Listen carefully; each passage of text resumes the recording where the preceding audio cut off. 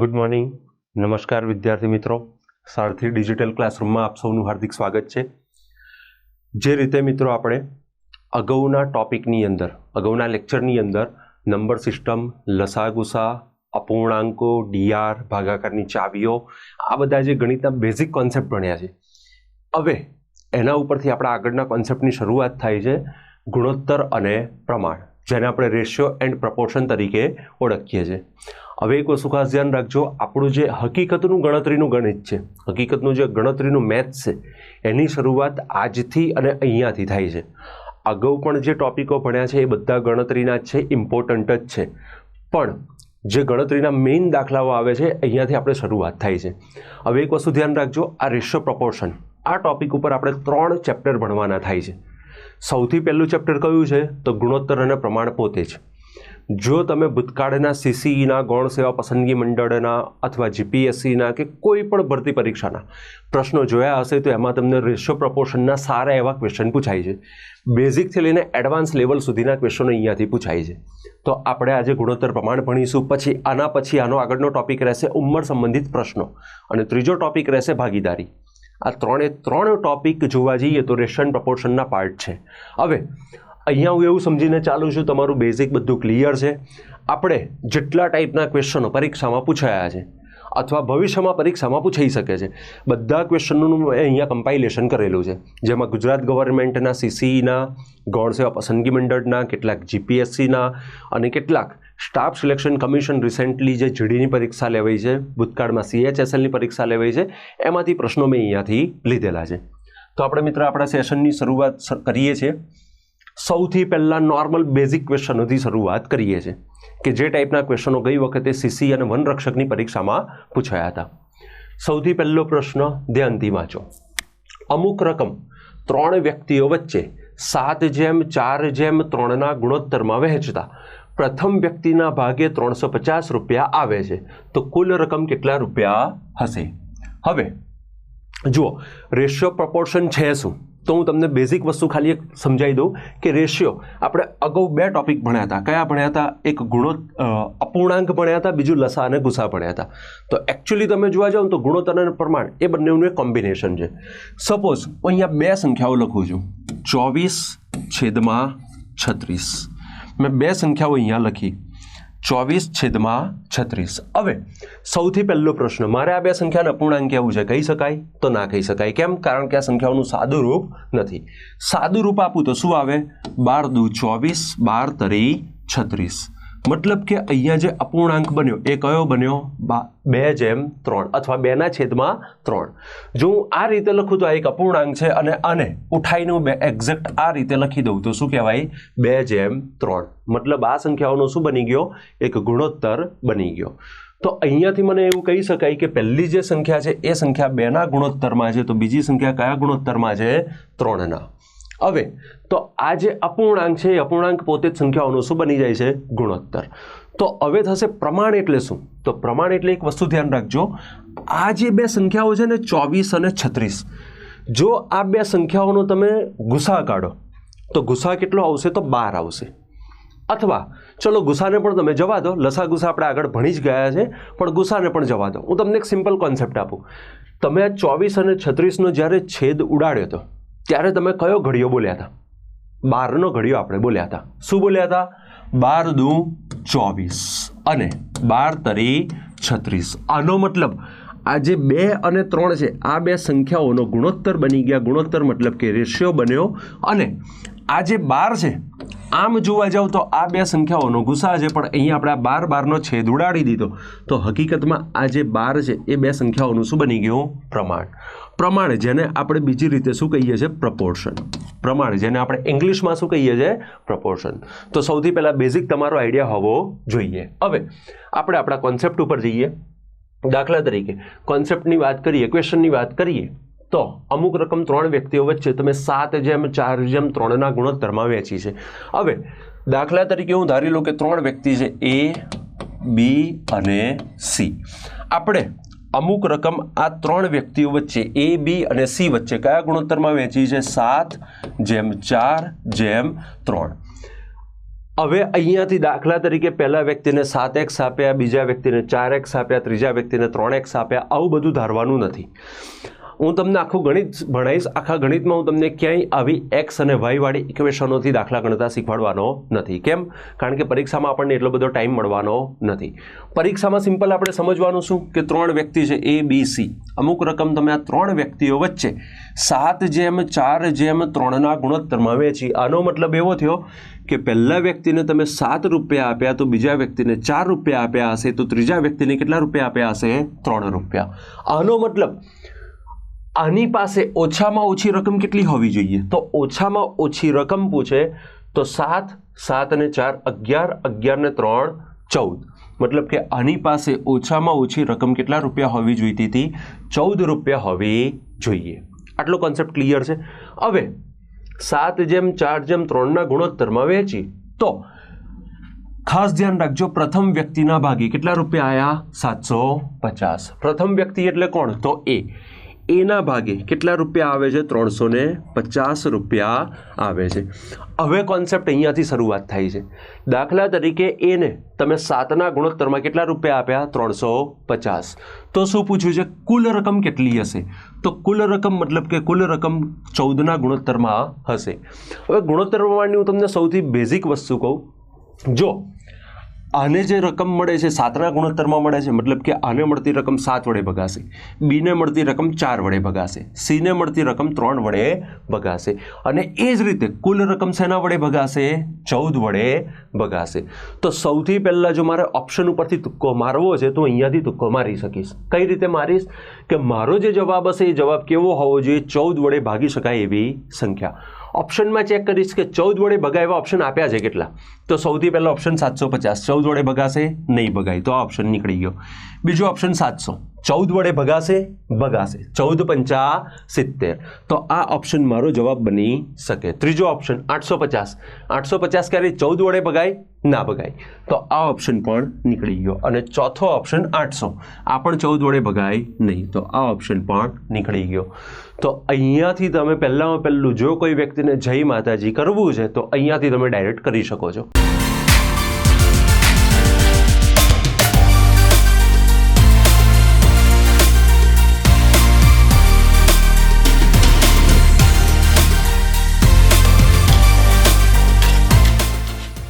કઈ રીતે?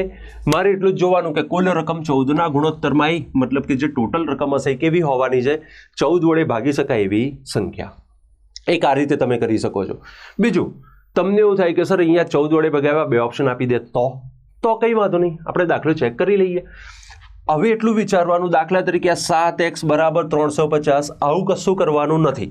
પરીક્ષા તમને આટલો ટાઈમ આપતી નથી. એટલું વિચારો, 7નો ગુણોત્તર હતો, સામે સંખ્યા કઈ છે? 350. ચલો આ 0ને હું સાઈડ ઉપર હમણાં મૂકી દઉં. તો મારે એટલું વિચારવાનું કે 7ના 35 થયા. 7ના 35 ક્યારે થાય? તો 7નો ઘડિયો ખબર હોય તો 7 × 5 = 35 થાય. 7 × 5 કેટલા થાય? 35. મતલબ કે અહીં જે પ્રમાણ મળ્યું, આ 0 પણ અહીંયા મૂકી દઉં તો આ પ્રમાણ કેટલાનું મળી ગયું? 50નું. તો ગુણોત્તર પ્રમાણનો નિયમ છે, સંખ્યાઓનો ગુણોત્તર ભલે અલગ અલગ હોય, સંખ્યાઓનું પ્રમાણ હંમેશા કેવું હોય? એક સરખું. એક સરખું મતલબ જો અહીં 50નું પ્રમાણ છે તો અહીંયા બધે પ્રમાણ કેટલાનું આવશે? 50નું. તો આના સીધા તમે 50 ગણા કરી નાખો તો 14 × 5 કેટલા થયા? 70. 70 મતલબ કે અહીંયા ટોટલ રકમ કેટલા રૂપિયા હશે? 700 રૂપિયા હશે. કોન્સેપ્ટ ખ્યાલ આવ્યો? હવે આપણે આગળ જેટલા પણ દાખલા ગણીશું બધા આ જ રીતે કરવાના છે.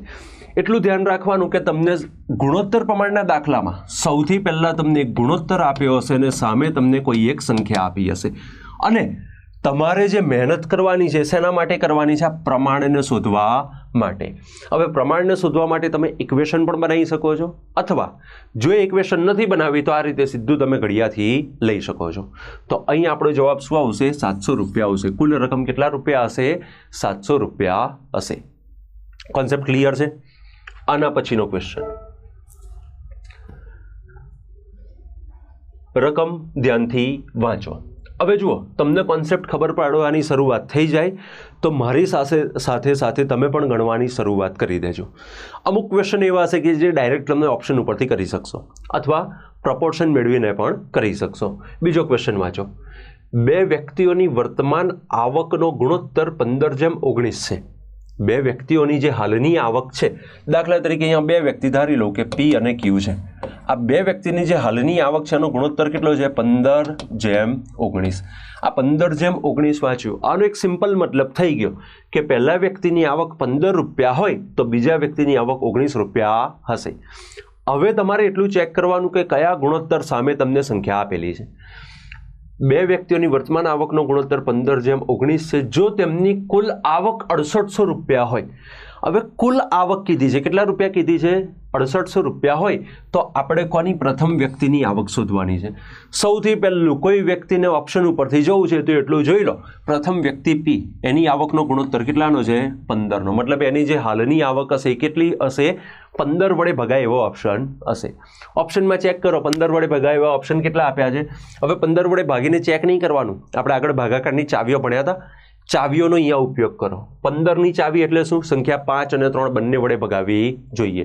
પહેલો ઓપ્શન છે 3000. આ તો આપણને ખબર પડી જાય કે સીધું 15 દુ 30, એટલે આ ઓપ્શન મારો જવાબ બની શકે. બીજો ઓપ્શન હું ધારું કે 3200 હોય.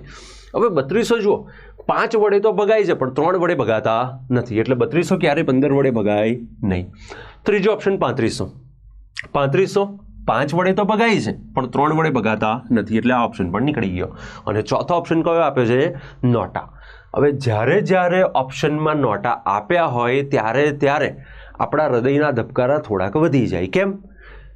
આ તો 15 વડે ભગાય છે પણ કદાચ બની શકે કે જવાબ નોટા પણ હોય તો આ ટાઈમે આપણે થોડી ઘણી કેલ્ક્યુલેશન કરવી પડે. હવે કેલ્ક્યુલેશન કરવી છે તો કઈ રીતે કરીશું? દાખલા તરીકે પહેલો વ્યક્તિ 15 રૂપિયા કમાય છે તો બીજો વ્યક્તિ 19 રૂપિયા કમાય છે, તો ગુણોત્તરની રીતે બંનેની કુલ આવક 15 + 19 એટલે 34 રૂપિયા થવી જોઈએ. ગુણોત્તરની રીતે બંનેની આવક 15 + 19, કુલ આવક કેટલા રૂપિયા થવી જોઈએ? 34 રૂપિયા. હવે 34ના ગુણોત્તરમાં સામે કેટલા રૂપિયા આપ્યા છે? 6800 રૂપિયા. 34ના ગુણોત્તરમાં રકમ કેટલી આપી? 6800. તો આપણે એટલું જ ચેક કરવાનું. જો પાછળના ઝીરો હમણાં જોશો નહીં, ખાલી એટલું ચેક કરો. 34ના ગુણોત્તરમાં સંખ્યા 68 થઈ, મતલબ કે 34ના 68 થયા એવું કહી શકાય. 34ના 68 ક્યારે થાય? તો બેઝિક ઘડિયા આવડતા હોય તો 34 દુ 68 થાય. 34 દુ કેટલા થાય? 68. મતલબ કે અહીં જો તમે પ્રમાણ જોવા જાઓ, હવે આ પાછળના બે ઝીરો લો તો 34 × 268 થાય. મતલબ આપણને સીધું પ્રમાણ મળી ગયું. કેટલાનું પ્રમાણ છે? 200નું. એટલું ધ્યાન રાખવાનું. જો અહીં પ્રમાણ 200નું છે તો અહીંયા બધે પ્રમાણ કેટલાનું આવે? 200નું. મને પહેલા વ્યક્તિની આવક પૂછે, મતલબ કે પીની આવક પૂછે તો આના પણ 200 ગણા થઈ જાય. તો આના 200 ગણા એટલે 15 દુ 30 અને પાછળ બીજા બે ઝીરો, તો આની આવક કેટલા રૂપિયા થઈ ગઈ? 3000 રૂપિયા થઈ ગઈ. તો પ્રથમ વ્યક્તિની આવક કેટલી હશે? 3000 રૂપિયા હશે. જો મને એવું પૂછે કે બીજા વ્યક્તિ ક્યુની આવક કેટલી હશે, તો આના પણ હું કેટલા ગણા કરી નાખીશ? 200 ગણા કરી નાખીશ. 19 દુ કેટલા થાય? તો 19 દુ 38 થાય. તો ક્યુની આવક સપોઝ આ તો પૂછી હોય તો એ અહીંયાથી ડાયરેક્ટ મળી જાય. કેટલી મળે? 3800 રૂપિયા મળે. વેરીફાઈ કરવું છે? કરી લો. 3000 + 3800 ટોટલ કેટલું થઈ ગયું? 6800. મતલબ મારો જવાબ કેટલો આવશે? 3000 રૂપિયા આવશે. કોન્સેપ્ટ ક્લિયર છે? આ બધા બેઝિક ક્વેશ્ચન છે જે પરીક્ષાની અંદર 15 થી 20 સેકન્ડમાં સોલ્વ થઈ જવા જોઈએ. અને જ્યાં સુધી જવાબ તમારો ઓપ્શન ઉપરથી સીધો આવી જતો હોય ત્યાં સુધી દાખલો ગણવાની આપણે કોઈ મહેનત કરવાની નથી.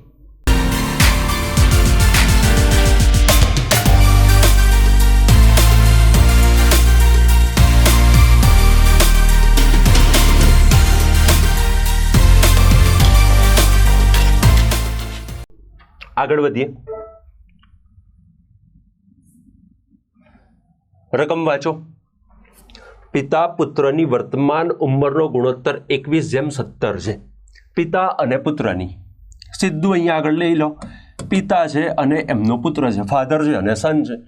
એમની વર્તમાન ઉંમરનો ગુણોત્તર કેટલો છે? 21:17.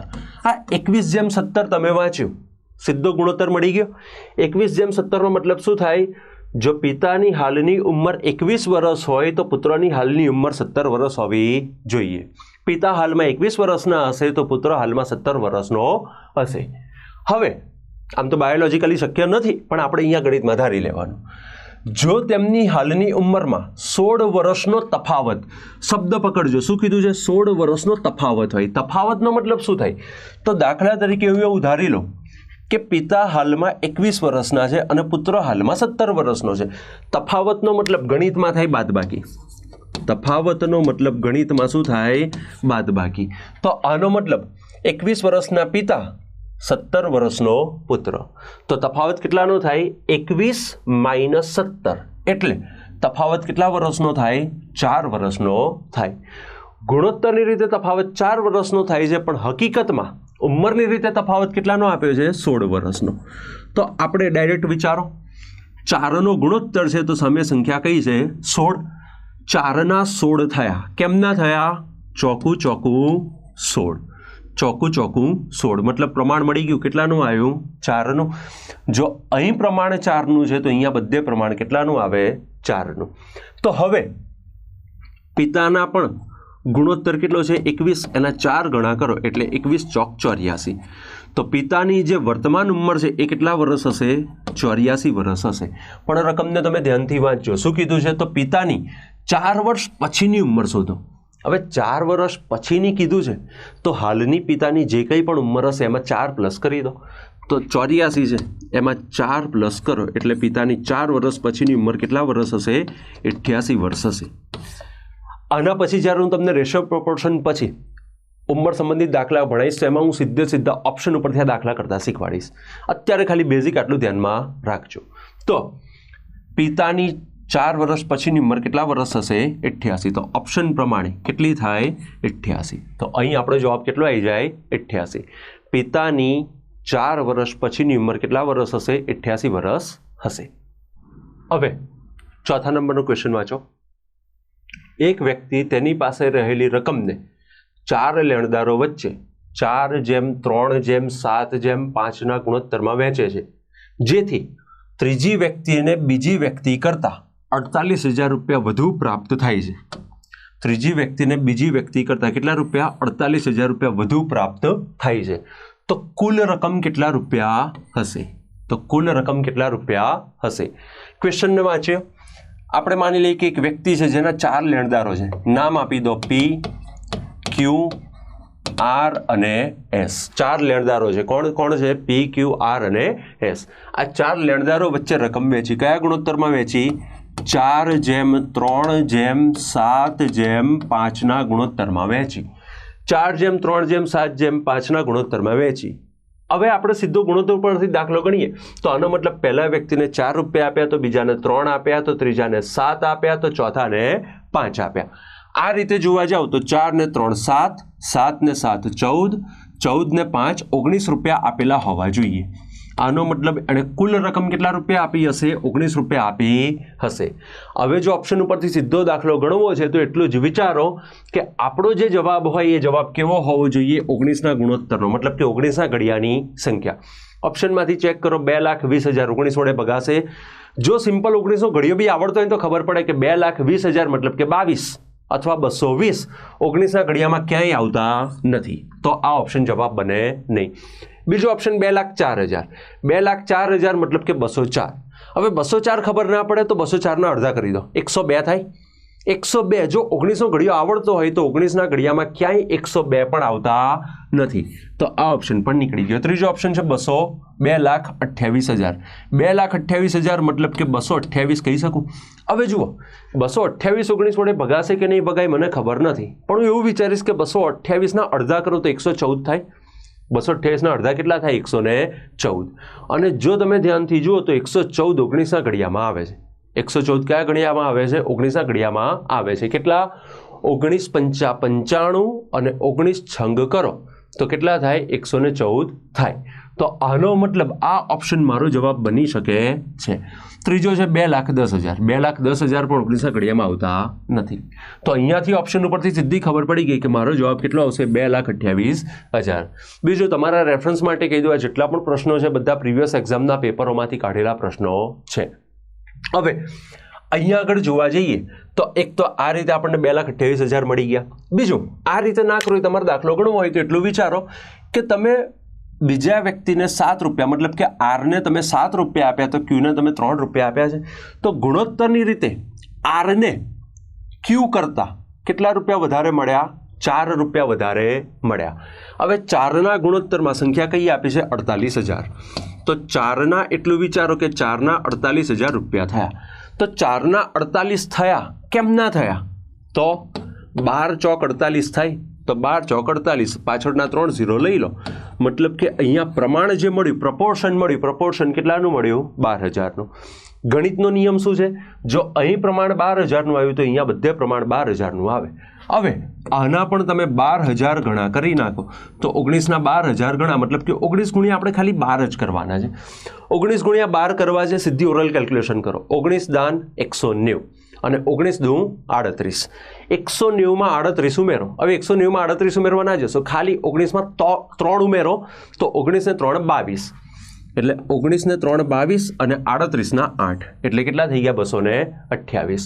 તો 19 ગુણ્યા 12 228 અને પાછળના 3 0, મતલબ કે કુલ રકમ કેટલા રૂપિયા હશે? 2,28,000 રૂપિયા હશે. આ રીતે પણ તમે ગણતરી કરી શકો છો. પણ પરીક્ષામાં બેઠા હોય તો મારી સલાહ એવી છે કે આટલી બધી ગણતરી નહીં કરવાની, એટલું વિચારવાનું 19નો ગુણોત્તર, મતલબ કે ઓપ્શનમાં 19 વડે ભાગી શકાય એવી સંખ્યા કઈ છે? 2,28,000. તો આ જ ઓપ્શન પછી આપણો જવાબ બને. કોન્સેપ્ટ ક્લિયર થાય છે? જો તમારા ઘડિયા સારા હશે, ઘડિયા ઉપર તમારી ગ્રીપ સારી હશે તો આ બધા દાખલાઓને તો તમે બહુ ઇઝીલી સોલ્વ કરી શકશો. અને આગળ જતાં હજી ડબલ રેશિયો આવશે, ડબલ પ્રપોર્શન આવશે, ત્યાં તમને ઘડિયા બહુ હેલ્પ કરશે. આગળનો ક્વેશ્ચન જોઈએ. અમિતની માસિક આવક અને ખર્ચનો ગુણોત્તર 11:8 છે. જો તે દર મહિને 1,500 રૂપિયા બચત કરતો હોય તો તેની વાર્ષિક આવક કેટલા રૂપિયા હશે, અથવા વાર્ષિક આવક કેટલી હશે? ક્વેશ્ચનને સમજો. આ ક્વેશ્ચન તમને લાગે છે એટલો ઇઝી પણ નથી અને એટલો હાર્ડ પણ નથી. અહીંયા ધારો કે આવક X રૂપિયા હોય, ખર્ચ Y રૂપિયા હોય, આવું કશું ધારવાનું નથી. સૌથી પહેલાં અમિતની માસિક શબ્દ કયો વાપરે છે? માસિક મતલબ કે મંથલી. અમિતની મહિનાની આવક મતલબ કે ઇન્કમ અને ખર્ચ મતલબ કે એક્સપેન્ડિચર, એનો ગુણોત્તર કેટલો આપ્યો છે? 11:8. આ 11:8 વાંચ્યું, આનો મતલબ શું થાય? તો આપણે અહીંયા X Y કશું ધારવાની જગ્યાએ સિમ્પલ વિચારો, અમિતની આવક 11 રૂપિયા હશે તો સામે ખર્ચ 8 રૂપિયા હશે. અમિતને જવા દો, હું 11 રૂપિયા કમાઉં અને 8 રૂપિયા વાપરું તો મારી બચત કેટલા રૂપિયા થઈ? 3 રૂપિયા થઈ. 11માંથી 8 જાય, મતલબ કે અહીંયા બચત જે છે, બચત કેટલા રૂપિયા થયા? 3 રૂપિયા થાય. ગુણોત્તર આપણને 3 મળી ગયા. આવકનો ગુણોત્તર 11 રૂપિયા, ખર્ચનો ગુણોત્તર 8 રૂપિયા, તો સામે બચતનો ગુણોત્તર કેટલો બને? 3 રૂપિયા. તો આનો મતલબ અમિતનો જે બચત છે, બચત 3ના ગુણોત્તરમાં છે.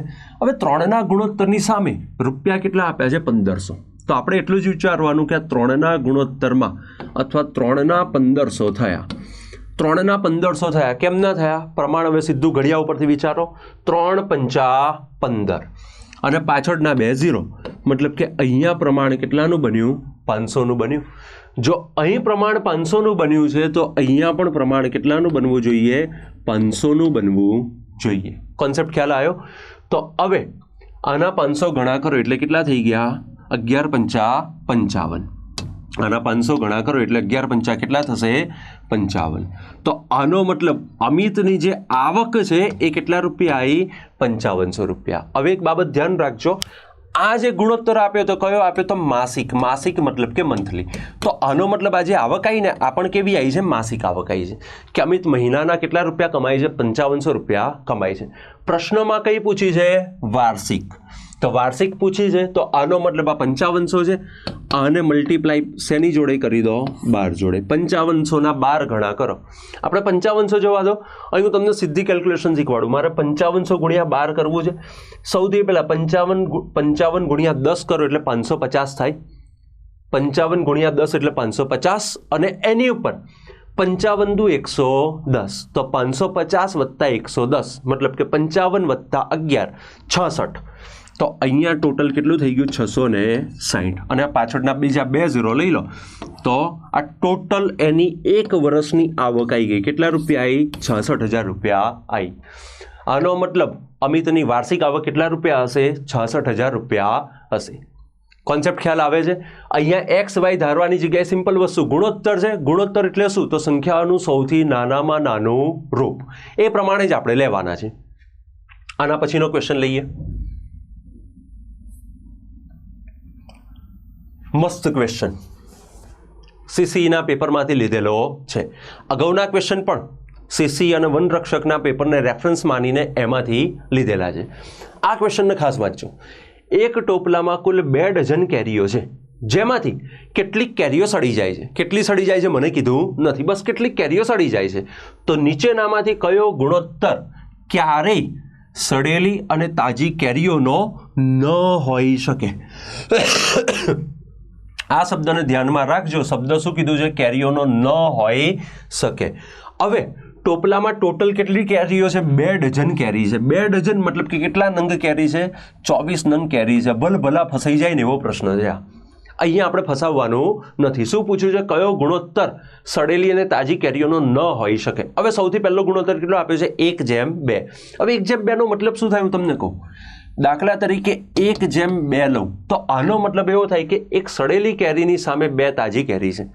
હવે એક સડેલી કેરી 2 તાજી કેરી મતલબ ટોપલામાં ઓછામાં ઓછી 3 કેરીઓ હોય. ટોપલામાં ઓછામાં ઓછી કેટલી કેરીઓ હોય? 3. હવે ખાલી એટલું ચેક કરવાનું, આ 24 જે છે ટોટલ તો 2 ડઝન કેરી છે. 2 ડઝન મતલબ ટોટલ કેટલી કેરી છે? 24. આ જે 24 છે એ 24 3 વડે ભાગી શકાય છે? હા, ભાગી શકાય છે. 3 × 24 થાય. તો આનો મતલબ આ ગુણોત્તર તો હોઈ શકે છે. મને કયો પૂછ્યો છે? ન હોઈ શકે એવો. મતલબ આ ઓપ્શન મારો જવાબ બનતો નથી. બીજો ઓપ્શન ચેક કરો, 1:3. આ 1:3 નો મતલબ થાય કે એક સડેલી કેરી સામે 3 તાજી કેરી. તો અહીંયા ટોપલામાં તમે જોવા જાઓ તો એક સડેલી 3 તાજી મતલબ ઓછામાં ઓછી 4 કેરી હોય. હવે 4ના ગુણોત્તરમાં અહીંયા ટોટલ કેટલી કેરી છે? 24. એટલું ચેક કરો. આ 4 24 ને ભાગી શકે? ભાગી શકે. 4 છંગ 24 મતલબ કે આ ગુણોત્તર પણ હોઈ શકે છે. મતલબ આ ઓપ્શન પણ જવાબ બનતો નથી. ત્રીજો ઓપ્શન ચેક કરો, 1:4. 1:4 નો મતલબ શું થાય? તો એક સડેલી કેરી 4 તાજી કેરી મતલબ ટોપલામાં ઓછામાં ઓછી 5 કેરી હશે. હવે 5 વડે 24 ભગાય ખરા? ક્યારેય ના ભગાય. 5ના ઘડિયામાં ક્યાંય 24 આવતા નથી. તો આનો મતલબ આ ગુણોત્તર સડેલી અને તાજી કેરીઓનો અથવા આ ટોટલ 24 2 ડઝન કેરીઓનો આ ગુણોત્તર હોઈ શકે નહીં. તો એ પ્રમાણે મારો જવાબ શું બનશે? 1:4. પેપર સેટરે પ્રશ્ન શું પૂછ્યો હતો? કયો ગુણોત્તર ન હોઈ શકે? તો ન હોઈ શકે એવો ગુણોત્તર કયો છે? 1:4. જો કદાચ ખાલી એક રેફરન્સ માટે ચેક કરું કે 1:5 તો 1:5 નો મતલબ શું થયો? તો 1:5 મતલબ કે એક સડેલી કેરી સામે 5 તાજી કેરી મતલબ ટોપલામાં ઓછામાં ઓછી કેટલી કેરી હોય? 6 કેરી. અને 6 24 ને ભાગી શકે છે મતલબ કે આ ગુણોત્તર પણ હોઈ શકે. તો આ પણ મારો જવાબ બનતો નથી. તો જવાબ કયો બનશે? 1:4.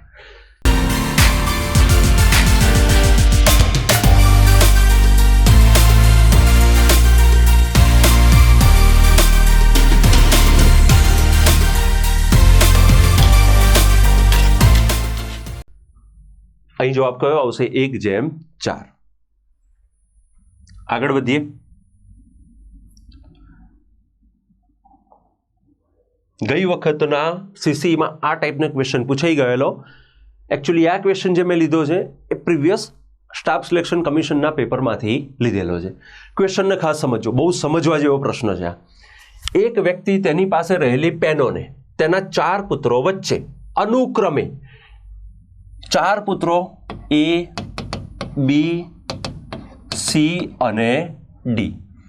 4 પુત્રો વચ્ચે 1/2, જેમ 1/3, જેમ 1/4, જેમ 1/5 ગુણોત્તરમાં વહેંચવા ઈચ્છે છે.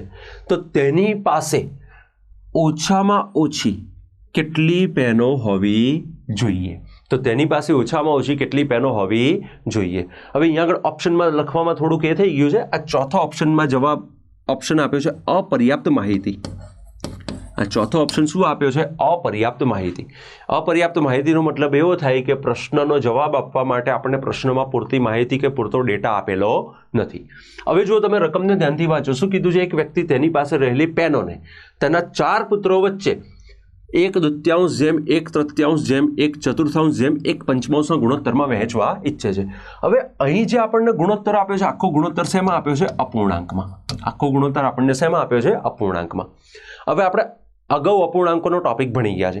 અપૂર્ણાંકોના ચેપ્ટરમાં મેં તમને એક વસ્તુ કીધેલી કે અપૂર્ણાંકને સરખા કરવા હોય, અહીંયા મારે 4 વ્યક્તિઓનો ગુણોત્તર શોધવો હોય તો 4 વ્યક્તિઓનો ગુણોત્તર શોધવા માટે શું કરવું પડશે? અપૂર્ણાંકોના છેદ સરખા કરવા પડશે. અને આખા ગણિતનો નિયમ ધ્યાન રાખજો, કોઈ પણ ચેપ્ટર હોય, જ્યારે પણ સંખ્યાઓને સરખી કરવાની આવે ને, સંખ્યાઓને કેવી કરવાની આવે? સરખી, અથવા છેદને સરખા કરવાના આવે. આખા ગણિતમાં સંખ્યાઓને સરખી કરવાનું કામ એક જ કોન્સેપ્ટ કરે છે, અને એ કોન્સેપ્ટ કયો છે? લસા. એ કોન્સેપ્ટ કયો છે? લસા. મતલબ કે અહીંયા મારે આ બધી સંખ્યાઓના છેદ સરખા કરવા છે. છેદ સરખા કરવા માટે મારે શું કરવું પડશે? લસા લેવો પડશે. લસા કોનો લેવો પડશે? છેદનો. હવે છેદની સંખ્યા આપી છે 2, 3, 4 અને 5. જો મારે 2, 3, 4 અને 5નો લસા લેવો હોય તો હું સૌથી પહેલાં 5 અને 4નો લસા લઈશ. 5 અને 4 અવિભાજ્ય સંખ્યાઓ છે, મતલબ કે કોપ્રાઇમ નંબર છે. અવિભાજ્ય એટલે કોપ્રાઇમ. અહીંયા આગળ અવિભાજ્ય કયા સેન્સમાં કહું છું? કોપ્રાઇમ, સહ અવિભાજ્ય સંખ્યાઓ. તો 5 અને 4નો લસા કેટલો થશે? 4 પંચા 20. 20 અને 3 ફરી પાછા કોપ્રાઇમ નંબર, તો 20 તરી 60. અને 60 2 વડે ભગાય છે, મતલબ કે આ 4 સંખ્યાઓનો લસા કેટલો થઈ ગયો? 60. તો મારે 4 છેદમાં કેટલા કરવાના છે? 60. હવે અહીંયા મારે 2ના 60 કરવા છે, તો 30 દુ 60, તો ઉપર કેટલા થાય? 30 એકા 30. બીજું આ 3ના 60 કરવા છે, તો 20 તરી 60, તો ઉપર કેટલા થાય? 20 એકા 20.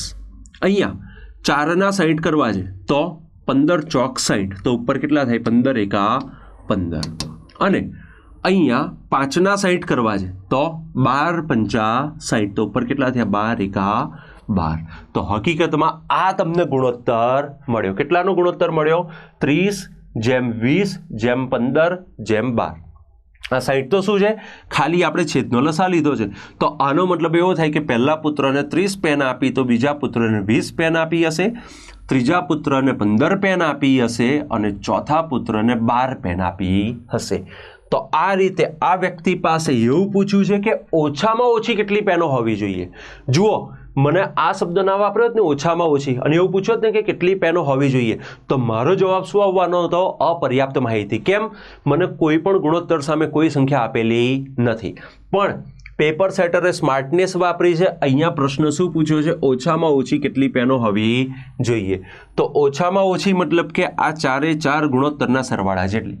સરવાળો કરો તો 30 ને 20 50, 50 ને 20 70, અને ઉપર 5 ને 2 7. મતલબ કે આની પાસે ઓછામાં ઓછી કેટલી પેનો હોવી જોઈએ? 77 અથવા 77 પેનો હોવી જોઈએ. આ બધા કોન્સેપ્ટને ખાસ ધ્યાનમાં રાખજો. ગઈ વખતે સીસીઈમાં પણ આ ટાઈપના ક્વેશ્ચનો આવી ગયા છે, અને આવા ક્વેશ્ચન એવા હોય છે કે અહીંયા મોટાભાગના લોકો ભૂલ કરીને આવતા હોય છે. જો અહીં તમે ખાલી સાચવી લો તો અહીંયાથી તમે સારામાં સારા માર્ક્સ કવર કરી શકો છો. આગળ વધીએ. આના પછીનો ક્વેશ્ચન. હા, રકમ વાંચો. આ પણ એક સેન્ટ્રલ લેવલની સ્ટાફ સિલેક્શન કમિશનના પ્રીવિયસ એક્ઝામના પેપરમાંથી લીધેલો ક્વેશ્ચન છે. સરસ ક્વેશ્ચન છે, વાંચો. એક પ્રાણી સંગ્રહાલયમાં કેટલાક સસલા અને બતક છે, જેમની સંખ્યાનો ગુણોત્તર 9:7 છે. જો તેમના માથાની સંખ્યા 144 હોય તો તેમના પગની સંખ્યાનો સરવાળો શોધો. સારો ક્વેશ્ચન કહી શકાય. ક્વેશ્ચન છે, એક પ્રાણી સંગ્રહાલયમાં કેટલાક સસલા હું રેબિટ કહું, અને બતક જેને ડક કહું. તો રેબિટ અને ડક, સસલા અને બતક, એમની સંખ્યાનો ગુણોત્તર કેટલો છે? 9:7. 9:7. તમે સૌથી પહેલા ગુણોત્તર વાંચો ને, અહીંયાથી આપણને ખબર પડી જાય. શું ખબર પડે? કે આ પ્રાણી સંગ્રહાલયમાં ઓછામાં ઓછા 9 સસલા તો હશે જ. 9 સસલા હશે તો એની સામે કેટલી બતક હશે? 7 બતક હશે. આટલો કોન્સેપ્ટ ક્લિયર થઈ ગયો. હવે મને શું કીધું છે, એમના માથાની સંખ્યા 144 છે. હવે અહીં છે ને આપણે આપણું થોડુંક લોજિકથી આગળ વધવાનું છે. દાખલા તરીકે બતક હોય કે સસલું હોય, બધાના માથા કેટલા હોય? એક જ માથું હશે ને. બતકનું પણ એક જ માથું હોય, સસલાનું પણ માથું કેટલું હોય? એક.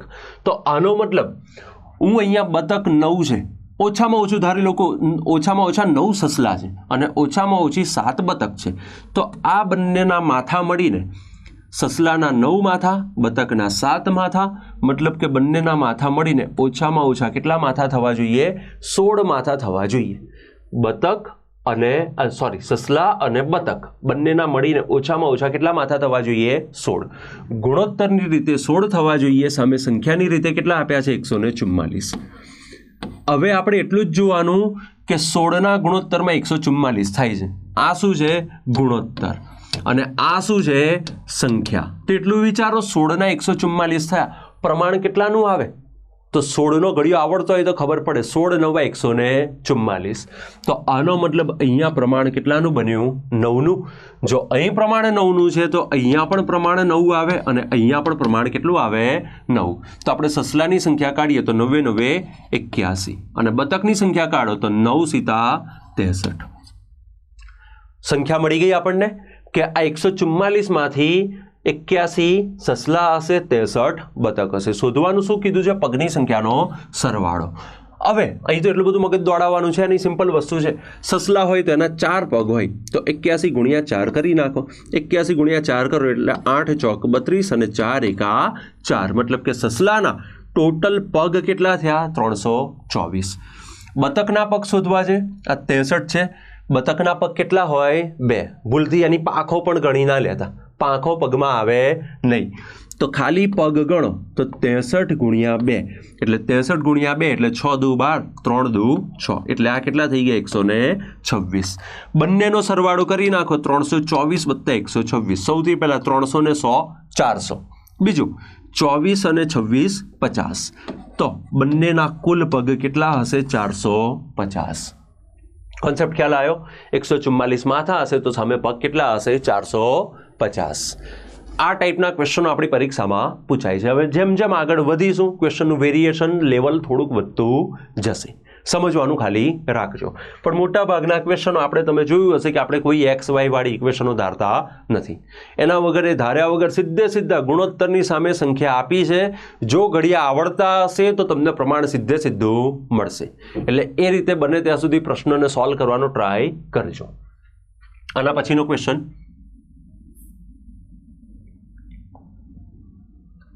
આ પણ ક્વેશ્ચન ગઈ વખતના CCEના જ એક શિફ્ટના પેપરમાંથી લીધેલો છે. બે સંખ્યાઓ 7/2ના ગુણોત્તરમાં છે. જો તેમનો ગુણાકાર, શબ્દ શું વાપર્યો છે? તેમનો ગુણાકાર 2744 હોય તો તે સંખ્યાઓનો સરવાળો કેટલો હશે? તો તે સંખ્યાઓનો સરવાળો કેટલો થાય? હવે આ દાખલાને તમારે ગણીને સોલ્વ કરવો છે તો હું તમને ગણતા પણ શીખવાડીશ, અને ગણવો ના હોય તો ઓપ્શન ઉપરથી સીધો સોલ્વ થઈ જશે. સૌથી પહેલા દાખલાને ગણવો છે. બે સંખ્યાઓ હું લઈ લઉં કે A અને B છે. બે સંખ્યાઓ કઈ છે? A અને B. બે સંખ્યાઓ છે A અને B. આ બે સંખ્યાઓનો ગુણોત્તર કેટલાનો આપ્યો છે? 7/2. 7/2 નો મતલબ આપણે શું ધારી લેવાનો કે જો પહેલી સંખ્યા 7 હશે તો બીજી સંખ્યા 2 હશે. તો આનો મતલબ 7 અને 2. હવે આ બે સંખ્યાઓનો શું આપ્યો છે? ગુણાકાર. કેટલો આપ્યો છે? 2744. હવે જો મારે આ દાખલાને ગણવો હોય તો એવું ધારવું પડે કે આ પહેલી સંખ્યા 7ના ગુણોત્તરમાં મતલબ કે 7x, બીજી સંખ્યા 2ના ગુણોત્તરમાં એટલે કે 2x. હવે આમાં એક વસ્તુ ધ્યાન રાખજો, આમાં જે આપણે x ધારીએ છીએ ને અત્યાર સુધી તમે જેટલા પણ આ દાખલા ગણ્યા હશે બધા x ધારીને ગણ્યા હશે. તમે x તો ધારતા હશો પણ તમને એ ખબર નહીં તમે x કોના માટે ધારો છો. તો હું તમને કહી દઉં, આજે આપણે x ધારીએ છીએ, આ સૌથી પહેલા 7 અને 2 સંખ્યાઓનો ગુણોત્તર છે. જ્યારે આપણે જે x ધાર્યા, x એકચ્યુઅલી શું છે? સંખ્યાઓનું પ્રમાણ. સંખ્યાઓનો ગુણોત્તર અલગ અલગ હોય પણ સંખ્યાઓ વચ્ચેનું પ્રમાણ હંમેશા કેવું હોય? એક સરખું. હવે મને જો અહીંયા ગુણાકાર આપ્યો છે તો મારે અહીંયા આ બંનેનો પણ ગુણાકાર કરવો પડે. હવે આ બંનેનો આપણે જો ગુણાકાર કરીએ તો પહેલી સંખ્યા 7x, બીજી સંખ્યા 2x, બંનેનો ગુણાકાર કરીએ તો કેટલો થાય છે? 2744. 2744 મતલબ 7x × 2x એટલે 7 દુ 14 થાય. 7 દુ કેટલા થાય? 14. તો અહીં કેટલા થશે? 14 एक्सનો સ્ક્વેર બરાબર કેટલા છે 2744. તો એક્સ સ્ક્વેર બરાબર કેટલા થાય 2744 ભાગ્યા 14. પછી જે કંઈ પણ કિંમત આવી એનું વર્ગમૂળ કાઢો, એ વર્ગમૂળમાં તમને શેની કિંમત મળશે એક્સની. હવે હું તમને ખાલી જસ્ટ એક રેફરન્સ માટે કહું, પરીક્ષામાં તમને આટલો બધો ટાઈમ મળવાનો નથી, તો આવી ગણતરીમાં ક્યારેય પડાય નહીં. કેમ? પરીક્ષા તમને આટલો બધો ટાઈમ આપવાની નથી. મારા દાખલાને ગણવું છે, સિમ્પલ વસ્તુ વિચારીશ કે બે સંખ્યાઓ છે, હું ધારી લો કે પહેલી સંખ્યા એ, બીજી સંખ્યા બી, બંનેનો ગુણોત્તર કેટલાનો છે 7:2 નો. 7:2 મતલબ કે પહેલી સંખ્યા 7 હશે તો બીજી સંખ્યા 2 હશે. તો આ બે સંખ્યાઓનો સરવાળો કરીશ તો 7 + 2 કેટલા થશે 9. આનો મતલબ આ બે સંખ્યાઓનો જે સરવાળો થાય એ સરવાળો કયા ગુણોત્તરમાં હોવો જોઈએ? 9ના ગુણોત્તરમાં હોવો જોઈએ. 9ના ગુણોત્તરમાં મતલબ કે 9 વડે ભાગી શકાય એવો ઓપ્શન. ઓપ્શન ચેક કરો. પહેલો ઓપ્શન કયો છે 70. આ 70 ક્યારે 9 વડે ભગાશે? નહીં ભગાય. 9ની ચાવી યાદ છે? અહીંયા તો ચાવીની પણ જરૂર નથી. સિમ્પલ બેઝિક તમને ઘડિયા 20 સુધીના બી ઘડિયા આવડતા હોય તો ખબર પડી જાય કે 70 9ના ઘડિયામાં ક્યાંય આવતા નથી. તો ઓપ્શન નીકળી ગયો. બીજો ઓપ્શન 98. 98 9 વડે ભગાય? 98 પણ 9 વડે ક્યાંય ભગાતા નથી. તો બીજો ઓપ્શન પણ નીકળી ગયો. ત્રીજો ઓપ્શન 112. 112 9 વડે ભગાય? હવે ચલો તમને કદાચ 9નો ઘડિયો ના આવડતો હોય, 112 ખબર ના પડે, તો ખાલી એટલું વિચારો, 9ની ભાગાકારની ચાવી આપણે આગળ ભણ્યા છે. 9ની ચાવી શું હતી? જે સંખ્યાના અંકોનો સરવાળો 9 થતો હોય, જે સંખ્યાના અંકોનો સરવાળો ખાલી ને ખાલી કેટલો થતો હોય 9. ડીઆરની રીતે જોવા જાવ, ડિજિટલ રૂટ અથવા ડિજિટલ સમ, એની રીતે જોવા જાવ તો પણ જે સંખ્યાનું ડીઆર કે ડીએસ મતલબ કે ડિજિટલ સમ 9 થતો હોય એ જ સંખ્યા 9 વડે ભાગી શકાય. તો આ ઓપ્શનમાં ડિજિટલ સરવાળો કરો, ડિજિટલ સમ કરો, 2 ને 1 3, 3 ને 1 4 થાય છે. જે 9 થતો નથી તો આ ઓપ્શન પણ 9 વડે ભગાતો નથી. 4 ઓપ્શન હતા, 4માંથી 3 ઓપ્શન એલિમિનેટ થઈ ગયા. તો ચોથો કયો વધ્યો? 126. આનો મતલબ આ જ ઓપ્શન જવાબ છે. આ જ ઓપ્શન જવાબ છે. વેરીફાઈ કરવું હોય તો સરવાળો કરી દો તો 6 ને 2 8, 8 ને 1 9, મતલબ આનું ડીઆર કેટલું થયું 9. તો આ સંખ્યા પછી 9 વડે ભગાશે જ. અને ઘડિયા આવડતા હોય ને તો અહીં ખબર પડી જાય તમને. ઘડિયા આવડતા હોય તો 14 9 કેટલા થાય? 126. 14 9 126. મતલબ આ બધી સંખ્યાઓમાં આ બે સંખ્યાઓનો બધી નહીં, આ બંને સંખ્યાઓનો સરવાળો મને પૂછે તો કેટલો થાય? 126. ડાયરેક્ટ આ રીતે આપણે દાખલા ગણવાના છે. આવી મજૂરીમાં બને ત્યાં સુધી આપણે પડવાનું આવતું નથી. આગળ વધીએ.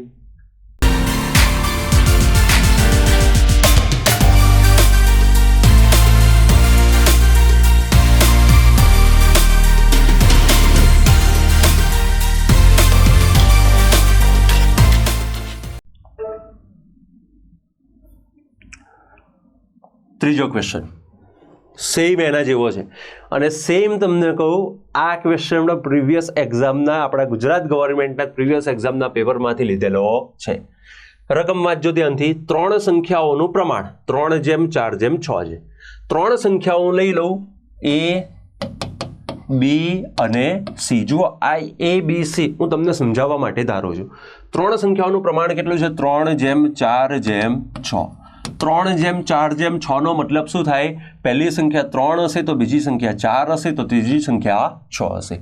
જો તેમનો ગુણાકાર 1944 હોય તો તેમાંની સૌથી મોટી સંખ્યા કઈ હશે? તો તેમાંની સૌથી મોટી સંખ્યા શોધો. હવે એક વસ્તુ સમજજો, હું આ 3 સંખ્યાઓનો મને ગુણાકાર આપ્યો છે. જો ગુણાકારની રીતે દાખલો ગણવા જાઉં તો પહેલી સંખ્યા 3x થાય, બીજી સંખ્યા 4x થાય અને ત્રીજી સંખ્યા 6x થાય. આ 3માં સૌથી મોટી સંખ્યા કઈ હશે? C હશે. કેમ? કારણ કે આનો ગુણોત્તર સૌથી મોટો છે. હવે આ 3 નો ગુણાકાર કરી નાખો તો ગુણાકાર કેટલો થાય છે? 1944. હવે જો આ રીતે ખાલી હું તમને એક રેફરન્સ આપું છું, દાખલો ગણવા જઈએ તો સૌથી પહેલા 3 ચોક 12 અને 12 છંગ 72 અને x ગુણ્યા x એટલે 72x નો ક્યુબ. તો 72x નો ક્યુબ કેટલો થાય? 1944. તો x નો ક્યુબ એટલે શું? તો x નો ક્યુબ એટલે 1944 ભાગ્યા 72. હવે આને તમે 72 વડે ભાગો, જે કંઈ પણ જવાબ આવે એનું પાછું ઘનમૂળ કાઢો. એક ઘનમૂળ મળશે એટલે તમને આનું પ્રમાણ મળશે. પરીક્ષામાં તમને આટલો બધો ટાઈમ મળવાનો નથી, એટલે સૌથી પહેલું આ મેથડ તો રિજેક્ટ કરી નાખો કે આ મેથડ પરીક્ષામાં ક્યારેય એપ્લાય કરાય નહીં. તો પરીક્ષામાં એપ્લાય શું કરાય? તો પરીક્ષામાં એપ્લાય હંમેશા શું કરવાનું? ઓપ્શન. એક વસ્તુ ધ્યાન રાખવાની, ગણિતમાં જ્યારે પણ દાખલો ગણવા માટે ઇક્વેશન બનતી હોય તો આપણે ક્યારે ઇક્વેશન બનાવવાની નથી. ઇક્વેશનની જગ્યાએ આપણે ઉપયોગ શેનો કરી લેવાનો છે? ઓપ્શનનો. ઇક્વેશનની જગ્યાએ આપણે ઉપયોગ શેનો કરી લેવાનો છે? ઓપ્શનનો. અને પેપર સેટર બી બહુ સ્માર્ટ હોય છે, એવા બધા ઓપ્શન રાખતા હોતા નથી. દાખલા તરીકે મને અહીંયા સૌથી મોટી સંખ્યા શોધવાનું કીધું. સૌથી મોટી સંખ્યા કઈ હશે? સી. અને સીનો ગુણોત્તર કેટલાનો છે? 6નો. આનો મતલબ જે સૌથી મોટી સંખ્યા હશે કેવી હશે? 6ના ગુણોત્તરની હશે. 6ના ગુણોત્તરની મતલબ કે 6 વડે ભાગી શકાય એવો ઓપ્શન. હવે ઓપ્શનમાંથી ચેક કરો. પહેલો ઓપ્શન 6 વડે ભગાય છે? હા ભગાય છે, તો આ જવાબ બની શકે. બીજો ઓપ્શન 10, 6 વડે ભગાય છે? નથી ભગાતો, મતલબ આ ઓપ્શન તો જવાબ બનતો નથી. ત્રીજો ઓપ્શન 12, 6 વડે ભગાય છે? ભગાય છે, તો આ ઓપ્શન જવાબ બની શકે. અને ત્રીજો ઓપ્શન છે 18, આ પણ 6 વડે ભગાય છે, તો આ પણ ઓપ્શન જવાબ બની શકે. હવે અહીંયા જો 4માંથી એક જ ઓપ્શન નીકળ્યો, 3 ઓપ્શન જવાબ બની શકે છે. હવે થોડુંક લોજિકથી જાઓ. દાખલા તરીકે હું પહેલો ઓપ્શન ધારી લઉં કે 6. પહેલો ઓપ્શન શું હોય? 6. તો આનો મતલબ 6ના ગુણોત્તરમાં સૌથી મોટી સંખ્યા કઈ થઈ? 6. તો પ્રમાણ કેટલાનું બન્યું? 6 એકા 6. જો આ સંખ્યા 6 હશે તો બીજી સંખ્યા 4 એકા 4 હશે અને ત્રીજી સંખ્યા 3 એકા 3 હશે. હવે મને રકમમાં શું કીધું છે? આ 3 સંખ્યાઓનો જે ગુણાકાર થાય છે ને 1944 થાય છે. હવે જો હું આ ઓપ્શન 6 લઈ લઉં ને તો 6, 4, 3, આ 3નો જે કંઈ પણ ગુણાકાર કરું, જે કંઈ પણ પ્રોડક્ટ આવતી હોય એ ક્યારેય 1944 થવાની નથી. મતલબ આ ઓપ્શન પણ નીકળી ગયો. આ ઓપ્શન મારો જવાબ બનતો નથી. કોન્સેપ્ટ ખ્યાલ આવ્યો? આ થોડુંક સમજવાનું રાખજો. પછી ઓપ્શન કયો આપ્યો છે? 12. દાખલા તરીકે આ 12 પણ 6 વડે ભગાય છે. હું 12 લઈ લઉં. તો અહીંયા આગળ કેટલા લઈ લઉં? 6ની જગ્યા ઉપર 12. 6ની જગ્યા ઉપર 12 લીધાનો મતલબ શું થયો? કે 6ના ગુણોત્તરમાં સંખ્યા કઈ આપી છે? 12. 6ના ગુણોત્તરમાં સંખ્યા કઈ આપી છે? 12. હવે એટલું વિચારો, 6ના 12 થયા. કેમ ના થયા? 6 દુ 12. જો 6 દુ 12 થાય તો અહીંયા 4 દુ 8 થાય અને અહીંયા 3 દુ 6 થાય. મતલબ કે પહેલી સંખ્યા 6 હશે તો બીજી 8 હશે ને ત્રીજી 12 હશે. તો હવે અહીંયા આપણે આપણી બુદ્ધિથી જાઓ. દાખલા તરીકે તમે ગુણાકાર કરો ને તો સૌથી પહેલાં 6 ઈઠા 48 અને 48 ગુણ્યા આ 3 સંખ્યાનો ખાલી ગુણાકાર કરો તો 6 ઈઠા 48 અને 48 ગુણ્યા 12. હવે 48 ગુણ્યા 12 ગમે એટલા થતા હોય પણ 1944 તો નહીં જ થાય ને. હું 48 ગુણ્યા 12 કરું, સૌથી પહેલાં 48 ગુણ્યા 10 કરું એટલે 480 અને 48 દુ 96. મતલબ કે 480માં હું 96 ઉમેરું છું. તેમ છતાં પણ મારો જવાબ 1944ની નજીક પણ પહોંચતો નથી. તો આનો મતલબ આ ઓપ્શન પણ મારો જવાબ નથી. 4 ઓપ્શનમાંથી 3 ઓપ્શન એલિમિનેટ થઈ ગયા. તો આનો મતલબ આ ચોથો વધ્યો એ શું વધ્યો? જવાબ. બિંદાસ તમે આની ઉપર જય માતાજી કરી શકો છો. અહીંયા તમે ખોટા પડવાના નથી. તો એ સૌથી મોટી સંખ્યા કઈ હશે? 18. એ સૌથી મોટી સંખ્યા કઈ હશે? 18. ખ્યાલ આવે છે? એટલે બને ત્યાં સુધી હવે આગળ જતા જે દાખલા અઘરા આવશે કે થોડાક ઇક્વેશનોવાળા આવશે તો ત્યાં આપણે બધી ઇક્વેશનો બનાવવાની નથી. ઓપ્શન ઉપરથી જવાબને લાવવાનો ટ્રાય કરવાનો છે. ઘણા વિદ્યાર્થીઓના મનમાં પ્રશ્ન થશે કે સર કયા પ્રકારના દાખલાને અમારે ઓપ્શન ઉપરથી ગણવા? તો હું તમને એક વસ્તુ કહી દઉં. ગણિતનું કોઈ પણ ચેપ્ટર લઈ લો તમે, ખાસ કરીને અંકગણિત એરિથમેટિકનું કોઈ પણ ચેપ્ટર હોય, જે ચેપ્ટરમાં તમારે દાખલો ગણવા માટે એક્સ અને વાય વાળી ઇક્વેશન બનાવવાની થાય અથવા સિમ્પલ કોઈ એક સમીકરણ એક્સ વાળી પણ તમારે ઇક્વેશન બનાવવાની થતી હોય, જ્યારે પણ ઇક્વેશન બનાવવાની થતી હોય ત્યારે ક્યારે ઇક્વેશન બનાવવી નહીં. ઇક્વેશનની જગ્યાએ શેનો ઉપયોગ કરી લેવાનો? ઓપ્શનનો. હજી આના માટે વધારે ક્લિયરિટી માટે હું તમને એક વસ્તુ કહી દઉં. આના પછીનો જે નેક્સ્ટ ટોપિક આપણે ભણીશું, નેક્સ્ટ ચેપ્ટર ભણીશું, કયું ભણીશું? ઉંમર સંબંધિત પ્રશ્નો. ઉંમર સંબંધિત પ્રશ્નો હું તમને આખું ઓપ્શન ઉપરથી શીખવાડીશ કે ઓપ્શન ઉપરથી દાખલા કઈ રીતે ગણાય. તો ત્યાં સુધી ધ્યાન રાખજો. અને છેકથી છેક બધા આખા લેક્ચરની સિરીઝ તમે જોઈ લેશો તો તમને આપોઆપ ખ્યાલ આવી જશે. આગળનો ક્વેશ્ચન જોઈએ. હવે અહીંથી ધ્યાન રાખજો, અહીંયાથી આપણા ક્વેશ્ચન શરૂઆત થાય છે ડબલ રેશિયોવાળા. અહીં હું તમને બે રીતે દાખલો ગણતા પણ શીખવાડીશ અને ઓપ્શન ઉપરથી સીધો કઈ રીતે તુક્કો મારવો એ પણ હું તમને શીખવાડીશ. સૌથી પહેલા પ્રશ્ન સમજજો. જો A/B = 2/3 તથા B/C = 4/7 હોય તો A/B/C ની કિંમત શોધો. ગયા વર્ષે જેટલા લોકોએ CCEની કે વનરક્ષકની પરીક્ષા આપી હશે એ લોકોને આ ટાઈપના પ્રશ્નો જોવા મળ્યા હશે. હવે આની અંદર છે ને માર્કેટમાં ઘણી બધી મેથડો છે. ઘણા લોકોને અપૂર્ણાંકની રીતે સોલ્વ કરે છે, ઘણા લોકોને લસા લઈને પણ સોલ્વ કરતા હોય છે. પણ આપણે બને ત્યાં સુધી એટલો ટ્રાય કરવાનો કે વધારે ઇઝી વેમાં તમે આનો જવાબ લઈ શકો. સૌથી પહેલાં હું તમને કહું, માની લો મારા દાખલો કોઈ પણ રીતે ગણવો જ નથી, કોઈ મેથડથી ગણવો નથી, સીધો ઓપ્શન ઉપરથી જવાબ લાવવો છે તો લાવી શકાય છે. એટલું ધ્યાન રાખવાનું. શું કીધું છે? A/B નો ગુણોત્તર કેટલો છે? 2/3. આનો મતલબ આ ચારે ચાર ઓપ્શન આપ્યા છે, ચારે ચાર ઓપ્શન શેના આપ્યા છે? A/B/C ના. હવે એમાંથી જો અહીંયા આગળ કહું કે ખાલી A/B નો ગુણોત્તર કેટલો છે? 2/3. આનો મતલબ પહેલી સંખ્યા 2 હોય તો બીજી સંખ્યા 3 હશે. તો આપણો જે જવાબ હશે ને એમાં પહેલી બે સંખ્યાઓનો ગુણોત્તર 2/3 નો હોવો જોઈએ. દાખલા તરીકે હું ચેક કરવાનું ચાલુ કરું. પહેલો ઓપ્શન ચેક કરું, A 8/14. 8/14 એટલે 2 વડે ભાગ ચલાવું તો 4 દુ 8 અને 7 દુ 14. આ પહેલી બે સંખ્યાઓ વચ્ચે કેટલાનો ગુણોત્તર મળ્યો? 4/7 નો. રકમમાં કેટલો આપે છે? 2/3 નો. મતલબ પહેલો ઓપ્શન જવાબ નથી. બીજા ઓપ્શનમાં જોઉં તો 8/12. 8/12 નો મતલબ શું થાય? તો 4 દુ 8, 4 તરી 12. અહીંયા પણ A/B નો ગુણોત્તર 2/3 છે. મતલબ આ ઓપ્શન મારો જવાબ બની શકે છે. એકવાર માટે ચારે ચાર ઓપ્શન ચેક કરી લેવાના. ત્રીજો ઓપ્શન આપ્યો છે 12/8. 12/8. હવે જુઓ ને તો 12/8 કોઈ બી રીતે જસ્ટિફાય જ નથી થતા. કેમ નથી થતા? કારણ કે પહેલી સંખ્યા નાની છે અને બીજી મોટી છે. આ ઓપ્શનમાં જોવા જાવ તો પહેલી સંખ્યા મોટી છે, બીજી સંખ્યા નાની છે. મતલબ આ ઓપ્શન તો અહીંયાથી જ નીકળી ગયો.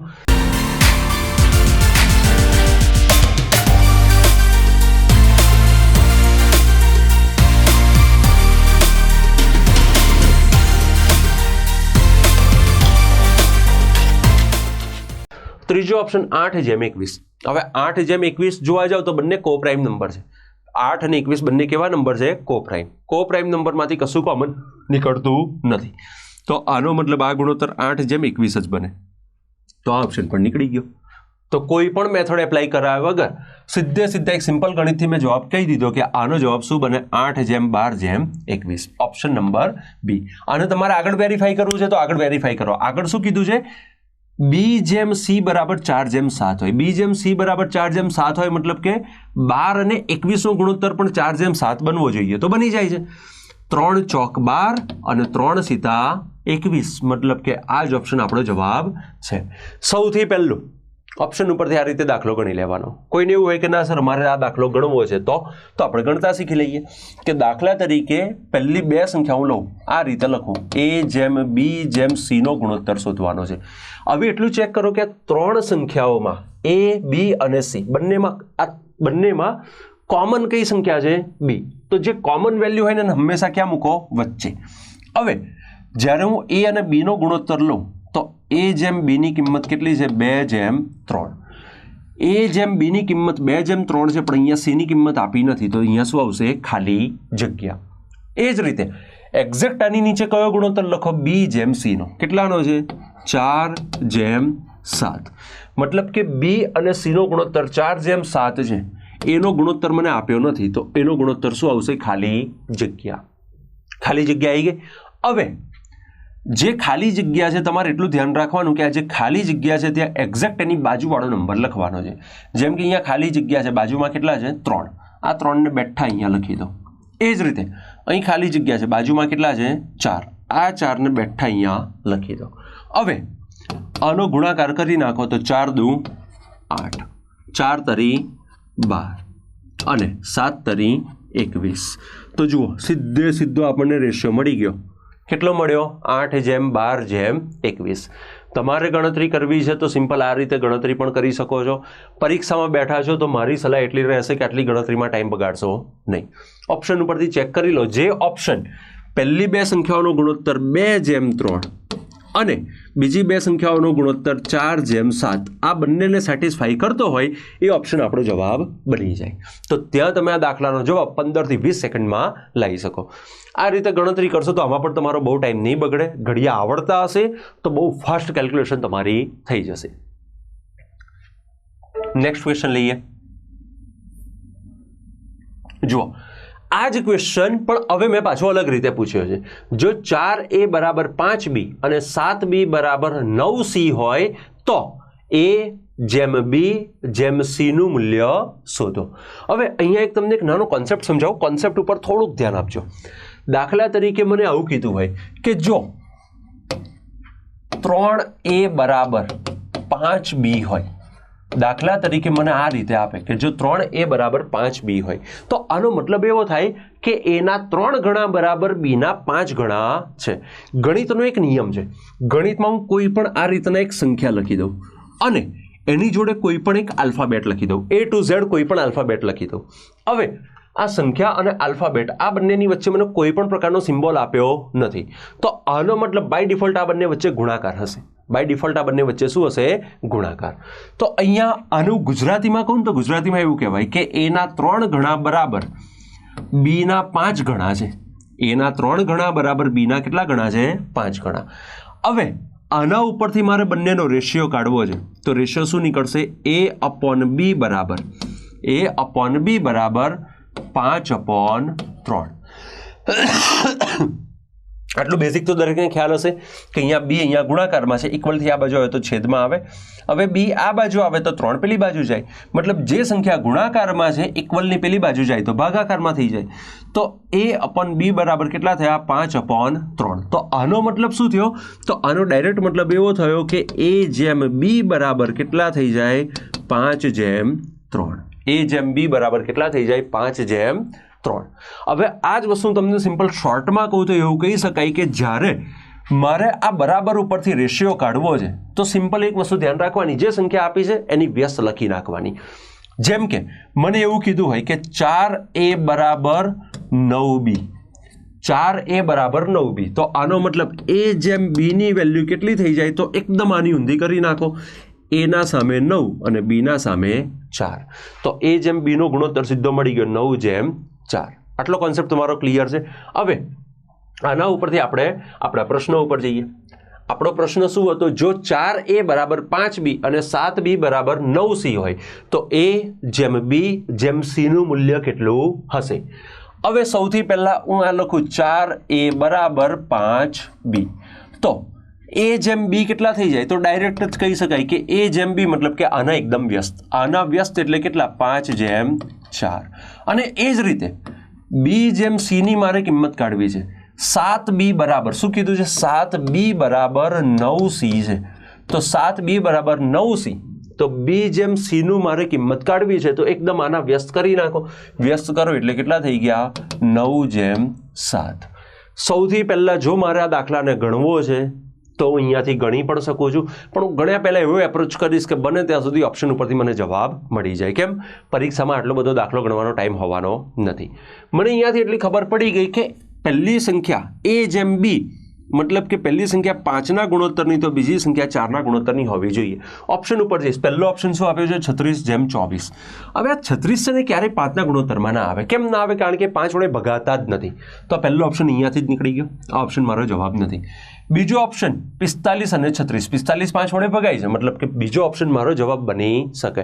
હવે રેશિયો કાઢો, 45 અને 36નો ગુણોત્તર કાઢો તો 3 વડે ભાગો. સૌથી પહેલા 9 વડે જ ભગાય છે. 9×5 = 45 અને 9×4 = 36. 5/4 નો ગુણોત્તર મળી ગયો. અહીંયા પણ A જેમ B નો ગુણોત્તર કેટલો છે? 5/4. આ ઓપ્શન મારો જવાબ બની શકે છે. આગળ ચેક કરો.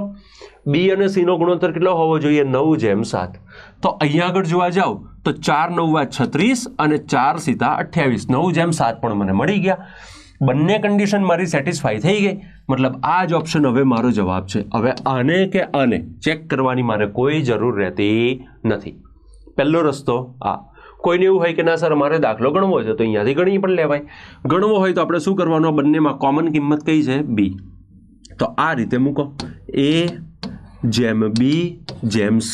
સૌથી પહેલા A જેમ B નો ગુણોત્તર 5/4 છે, તો C નો ગુણોત્તર કેટલો? ખાલી જગ્યા. બીજું B જેમ C નો ગુણોત્તર 9/7 છે, તો અહીંયા A નો ગુણોત્તર કેટલો? ખાલી જગ્યા. હવે આ મેથડમાં મેં તમને એક સિમ્પલ વસ્તુ શીખવાડી હતી. શું? જ્યાં ખાલી જગ્યા છે તે એક્ઝેક્ટ એની બાજુવાળો નંબર લખી નાખો. અહીંયા ખાલી જગ્યા છે, બાજુમાં કેટલા છે? 4. તો આ 4 બેઠા અહીંયા લખાશે. તો અહીંયા 4, અહીંયા ખાલી જગ્યા છે, બાજુમાં કેટલા છે? 9. તો અહીંયા બેઠા 9 લખાશે. બધાનો સીધો ગુણાકાર કરી નાખો. તો સૌથી પહેલાં 9 પંચા 45, બીજું 9 ચોક 36 અને ત્રીજું 7 ચોક 28. તો આપણો જવાબ આપણને મળી ગયો. કેટલો મળ્યો? 45 જેમ 36 જેમ 28. અહીંયા આપણે દાખલો ગણીને જવાબ લાયા, પણ જો ઓપ્શન ઉપરથી પણ લાવવો હોય તો ઓપ્શન ઉપરથી પણ જવાબ બની શકે. શું બને? 45 જેમ 36 જેમ 28. કોન્સેપ્ટ ક્લિયર થાય છે?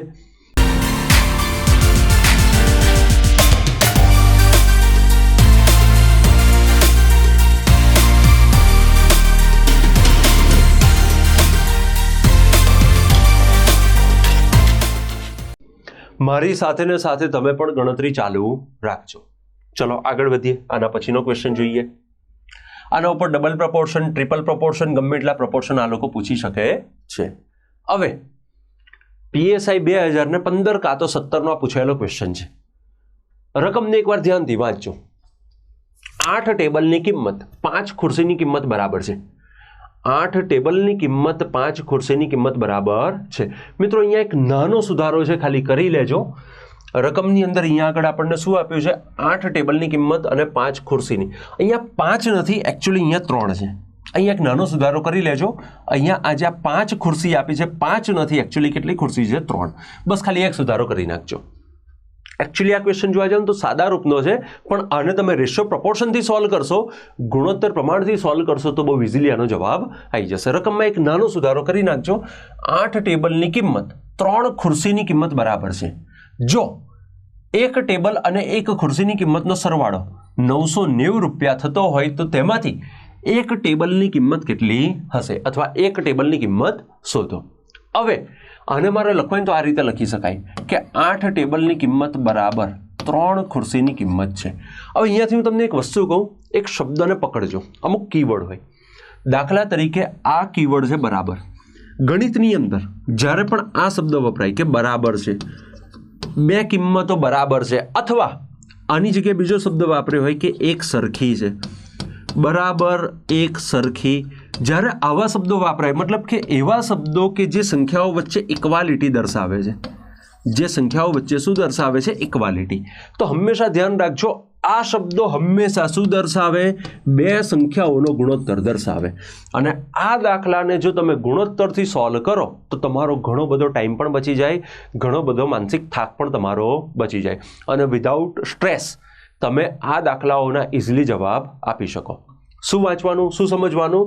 તો મને કીધું છે 8 ટેબલની કિંમત બરાબર 3 ખુરશીની કિંમત છે.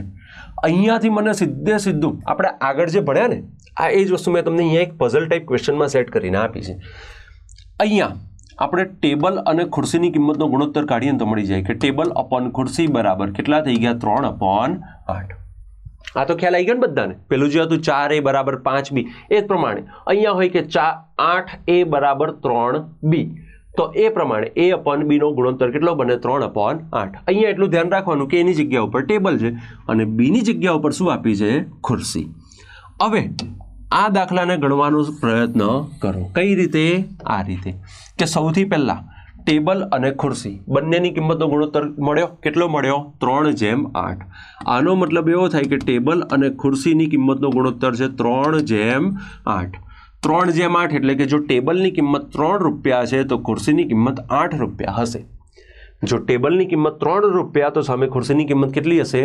8 રૂપિયા. તો આ બંનેની કિંમતનો એક ટેબલ અને એક ખુરશીની કિંમતનો સરવાળો કેટલા રૂપિયા થવો જોઈએ? 11 રૂપિયા થવો જોઈએ. ગુણોત્તરની રીતે કેટલો થવો જોઈએ? 11. સંખ્યાની રીતે આ લોકોએ કેટલો આપ્યો છે? 990. તો 11 ના 990 થયા. કેમ ના થયા? પ્રમાણ શોધો. પ્રમાણ શોધવા ક્યાંય જવાનું નથી. તમારે એટલું સમજવાનું કે આ 990 11ના ગુણોત્તરમાં આપ્યા છે, મતલબ કે 11 વડે ભગાતા જ હશે તો જ 11ના ગુણોત્તરમાં આવે.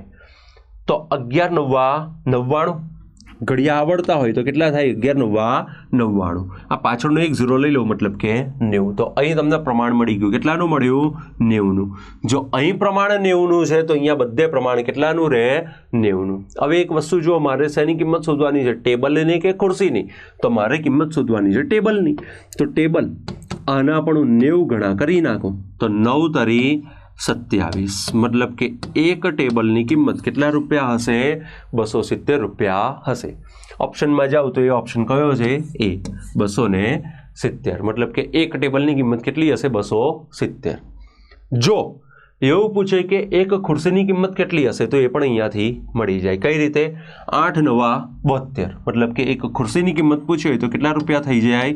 એક ખુરશીની કિંમત થઈ જાય 720. પણ ટેબલની પૂછી છે તો ટેબલની કેટલી આવશે? 270. અને પરીક્ષાનો પ્રશ્ન હશે તો ઓપ્શનમાં બંને ઓપ્શન આપ્યા હશે. 270 પણ આપ્યા હશે, 720 પણ આપ્યા હશે. તો જે ટાઈમે તમે જવાબ ટીક કરવા બેસો એ ટાઈમે તમારી લાગણીઓ કાબૂમાં રાખજો. જે સાચો હોય એને જ ટીક કરજો. આગળ વધીએ. આના પછીનો ક્વેશ્ચન જોઈએ. ગુજરાત સરકારમાં વારંવાર પૂછાતા પ્રશ્નો. એક બેગમાં 25 પૈસા, 50 પૈસા, 1 રૂપિયા અથવા 10 રૂપિયા, 25 પૈસા, 50 પૈસા. હવે તો પાછું નવું નોટોવાળું પણ શીખ્યા છે. દરેક પ્રકારના જેટલા પણ ક્વેશ્ચન છે આમાં લેવાનો પૂરેપૂરો ટ્રાય કર્યો છે. ક્વેશ્ચનને સૌથી પહેલાં ધ્યાનથી વાંચજો. આ ક્વેશ્ચન છે ને બે પ્રકારના પૂછી શકે છે. સૌથી પહેલો આ પ્રશ્ન વાંચો. એક બેગમાં 25 પૈસા, 50 પૈસા અને 1 રૂપિયાના સિક્કા 8/4/1 ગુણોત્તરમાં છે. હવે સૌથી પહેલા આટલી રકમ વાંચીને તો આપણે અહીંયા લખી દેવાનું કે એક બેગમાં સૌથી પહેલા હું લઈ લઉં 25 પૈસા, પછી લઉં 50 પૈસા અને પછી લઉં 1 રૂપિયા. હવે આના જે સિક્કા છે ને કયા ગુણોત્તરમાં છે? 8/4/1 ગુણોત્તરમાં છે. 8/4/1 સિમ્પલ મતલબ એવો થાય કે 25 પૈસાના ઓછામાં ઓછા 8 સિક્કા તો છે જ, 50 પૈસાના ઓછામાં ઓછા 4 સિક્કા છે અને 1 રૂપિયાનો ઓછામાં ઓછો 1 સિક્કો છે. હવે આગળ રકમ વાંચો. જો આ બેગમાં કુલ 650 સિક્કા હોય, આ બેગમાં કુલ કેટલા સિક્કા હોય? 650 સિક્કા હોય. તો આ બેગમાં કુલ રકમ કેટલી હશે? જો આ બેગમાં કુલ સિક્કા 650 હોય તો કુલ રૂપિયા કેટલા હશે? આ પ્રશ્નો બે રીતે પૂછાઈ શકે છે. સૌથી પહેલો અહીં જે પ્રશ્ન છે એમાં શું છે? સંખ્યા ઉપરથી, સિક્કાની સંખ્યા ઉપરથી આ લોકોએ શું પૂછી છે? રકમ. બીજું, જો મારે આ દાખલાને થોડાક અઘરા બનાવવા છે, મારે પરીક્ષામાં તમને કન્ફ્યુઝ કરવા છે, હેરાન કરવા છે, તો હું પ્રશ્ન બીજી રીતે પણ પૂછી શકું. કઈ રીતે? તમને રકમ આપું અને રકમ ઉપરથી કોઈ પણ સિક્કાની સંખ્યા પૂછી લઉં. હવે જો આપણે ધ્યાન રાખીએ તો સૌથી પહેલાં આ ક્વેશ્ચનમાં અહીંયા તમને સિક્કાની સંખ્યાનો ગુણોત્તર આપ્યો છે. કેટલો? 8/4/1. આનો સિમ્પલ મતલબ એવો થાય કે મારી બેગમાં 25 પૈસાના ઓછામાં ઓછા 8 સિક્કા, 50 પૈસાના ઓછામાં ઓછા 4 સિક્કા અને 1 રૂપિયાનો ઓછામાં ઓછો 1 સિક્કો. તો આ ગણતરી એ જોઈએ તો મારા ખિસ્સામાં અથવા મારી બેગમાં 8 ને 4 12, 12 ને 1 13 સિક્કા હોવા જોઈએ. મારા ખિસ્સામાં કે મારી બેગમાં ઓછામાં ઓછા કેટલા સિક્કા હોવા જોઈએ? 13. હવે 13ની જગ્યાએ આ લોકો આપ્યા છે કેટલા? 650. મતલબ કે 13ના ગુણોત્તરમાં સંખ્યા કઈ આપી? 650. એટલું ચેક કરો. 13ના 650 થયા. કેમ ના થયા? 13નો ઘડિયો આવડે છે? 13 × 5 = 65. મતલબ કે અહીં જે પ્રમાણ બન્યું એ પ્રમાણ કેટલાનું બન્યું? 50નું. હવે એટલું ધ્યાન રાખવાનું, જો અહીં પ્રમાણ 50નું બને છે તો અહીંયા બધે પ્રમાણ કેટલાનું બને? 50નું. ગુણોત્તર પ્રમાણનો પહેલો જ નિયમ છે, સંખ્યાઓનો ગુણોત્તર ભલે અલગ અલગ હોય પણ સંખ્યાઓ વચ્ચે જે પ્રમાણ છે એ પ્રમાણ હંમેશા કેવું હોય? એક સરખું હોય. મતલબ અહીં જો પ્રમાણ 50નું આવ્યું તો અહીંયા પણ પ્રમાણ 50નું આવે. તો આના 50 ગણા કરો એટલે 8 × 5 = 40. મતલબ કે કેટલા થયા? 400. તો મતલબ 25 પૈસાના 400 સિક્કા. આના પણ 50 ગણા કરો, આના 50 ગણા કરો એટલે 5 ચોક 20, મતલબ કે 200 સિક્કા. તો આનો મતલબ શું થયો? 50 પૈસાના 200 સિક્કા. અને આના પણ 50 ગણા કરો તો 50 એકા 50, મતલબ કે 1 રૂપિયાના કેટલા સિક્કા થઈ ગયા? 50. હવે ખાલી તમારા રેફરન્સ માટે અથવા તમારી આત્માના એક સંતોષ માટે સરવાળો કરો તો 400 ને 200 650 650 થઈ ગયા. સિક્કાની સંખ્યા મળી ગઈ? મળી ગઈ. હવે મેઇન શોધવાનું શું છે? રૂપિયા. હવે રૂપિયા શોધવા માટે એક તો તમે ગણતરી પણ કરી શકો છો, બીજું ગણતરી ના કરવી હોય તો સિમ્પલ લોજિકથી પણ તમે આગળ જઈ શકો છો. હવે લોજિક આમાં શું? તો લોજિક એટલું વિચારો, સૌથી પહેલાં બેગમાં જે 25 પૈસા છે ને, 25 પૈસાના 400 સિક્કા છે, મતલબ રૂપિયા કેટલા હશે? મારા ખિસ્સામાં 25 પૈસાના, હું એવું કહું કે મારા ખિસ્સામાં બધા 25 પૈસાના સિક્કા છે અને ટોટલ 400 સિક્કા છે, તો રૂપિયા કેટલા હશે? તો રૂપિયા એનાથી ચોથા ભાગના હશે. કેમ? તો 25 પૈસાના 4 સિક્કા હોય ને, જ્યારે 25 પૈસાના તમારી પાસે 4 સિક્કા હોય તો કેટલા રૂપિયા હોય? 1 રૂપિયો. 25 પૈસાના 4 સિક્કા હોય, સિક્કાની સંખ્યા, અને સામે હું લઈ લઉં રૂપિયા, તો 25 પૈસાના 4 સિક્કા બરાબર 1 રૂપિયો થાય. 25 ચોક 100 મતલબ કે 1 રૂપિયો થાય. તો અહીંયા 4ની જગ્યાએ કેટલા છે? 400. તો 400 એ કેટલા? હવે જો આ ત્રિરાશિનો નિયમ આવી ગયો. શું નિયમ? આપણે ત્રિરાશિના છેદ નહીં ઉડાડવાના, સીધું જ કરવાનું. ઉપર 4 છે, નીચે 400 છે, 4ના 400 થયા મતલબ કે 100 ગણા થયા. તો અહીંયા પણ કેટલા ગણા થાય? 100 ગણા. તો 100 ગણા મતલબ કે 100 રૂપિયા. તો આનો મતલબ એવો થઈ ગયો કે આ 400 સિક્કા એ કેટલા રૂપિયા છે? 100 રૂપિયા છે. 400 સિક્કા મતલબ કેટલા રૂપિયા? 100 રૂપિયા. એક તમે આવી લાંબી મજૂરી પણ કરી શકો છો. આ લાંબી મજૂરી નથી કરવી તો સિમ્પલ વસ્તુ વિચારો. સિમ્પલ આપણે શું વિચારવાનું? આપણે એટલું વિચારવાનું કે અહીંયા જે 400 સિક્કા છે, આ 400 સિક્કાને 4 વડે ભાગી નાખો. 400 ને શેના વડે ભાગી નાખો? 4 વડે. કેમ? કારણ કે 25 પૈસાના 4 સિક્કા 1 રૂપિયો હોય. જો 400 સિક્કા છે મતલબ કે જે રકમ હશે એનાથી ચોથા ભાગની થાય. તો ચોથા ભાગની એટલે 4 વડે ભાગ્યા તો કેટલા આવ્યા? 100. તો સૌથી પહેલાં 25 પૈસાથી બનતી રકમ કેટલા રૂપિયા છે? 100 રૂપિયા. આગળ જાઓ. 50 પૈસાના 200 સિક્કા છે. હવે તમને ખ્યાલ હશે કે 50 પૈસાના 2 સિક્કા એ 1 રૂપિયો થાય. 50 પૈસાના તમે 2 સિક્કા લો તો કેટલા રૂપિયા થાય? 1 રૂપિયો થાય. અહીંયા 200 સિક્કા છે મતલબ કે અહીં જે રૂપિયા હશે એનાથી બીજા ભાગના હશે, તો એનાથી બીજા ભાગના મતલબ કે કેટલા રૂપિયા થઈ ગયા? 100 રૂપિયા. ત્રીજું, 1 રૂપિયાના કેટલા સિક્કા છે? 50. તો એ જેટલા સિક્કા છે એટલા જ રૂપિયા થાય. તો 50 એકા 50. તો અહીંયા ત્રીજા કેટલા થઈ ગયા? 50. ટોટલ કરી નાખો. ટોટલ કરો તો 100 + 100 કેટલા થશે? 200. 200 + 50 એટલે કેટલા રૂપિયા થયા? 250 રૂપિયા થયા. તો આ 650 સિક્કા છે, તો 650 સિક્કાની સામે રૂપિયા કેટલા હશે? 250 રૂપિયા હશે.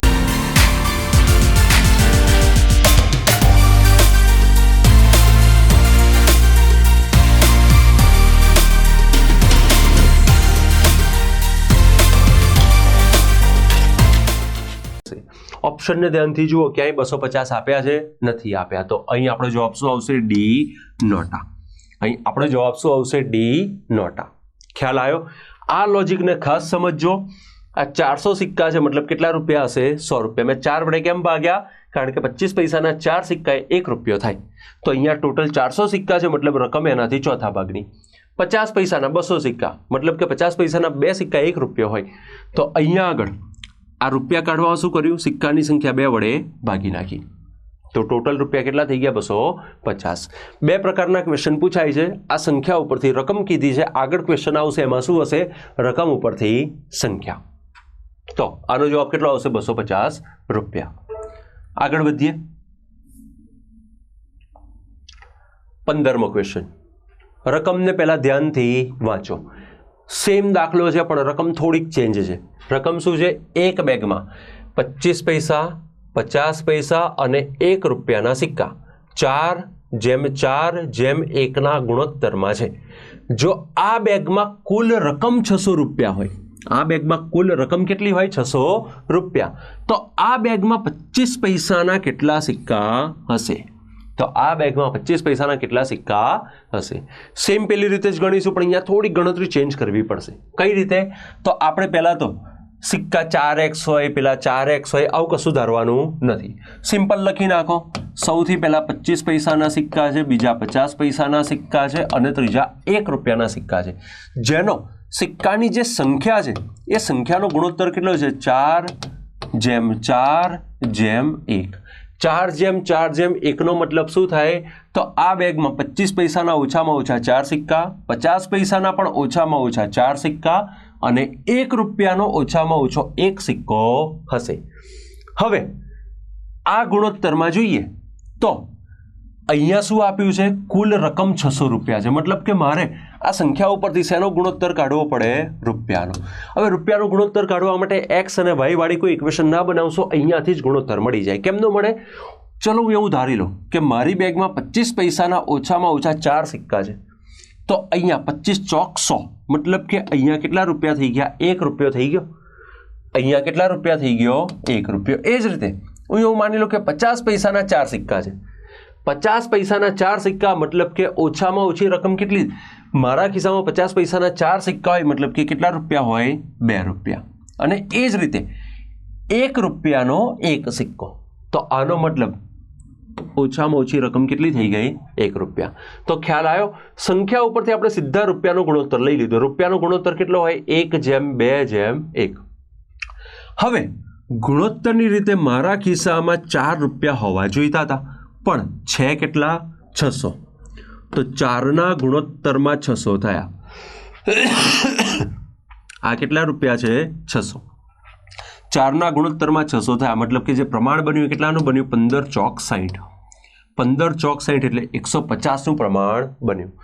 જો અહીં પ્રમાણ 150નું બને છે, મારે કોના સિક્કાની સંખ્યા શોધવાની છે? 25 પૈસાના. તો અહીંયા પણ જે પ્રમાણ બનશે એ કેટલાનું બનશે? 150નું. તો આને 150 ગણાય એટલે કેટલા રૂપિયા થઈ ગયા? 150 રૂપિયા. 150 એકા 150. હવે એટલું ધ્યાન રાખજો, 25 પૈસાથી બનતી જે રકમ છે ને, રકમ કેટલી છે? 150 રૂપિયા છે. તો મને શું પૂછ્યું છે? સિક્કાની સંખ્યા. તો જો રકમ બસ 150 હોય તો સિક્કાની સંખ્યા કેટલી હશે? એનાથી 4 ગણી હશે ને, કારણ કે આગળના દાખલામાં ભણ્યા હતા 25 પૈસાના 4 સિક્કા 1 રૂપિયો હોય.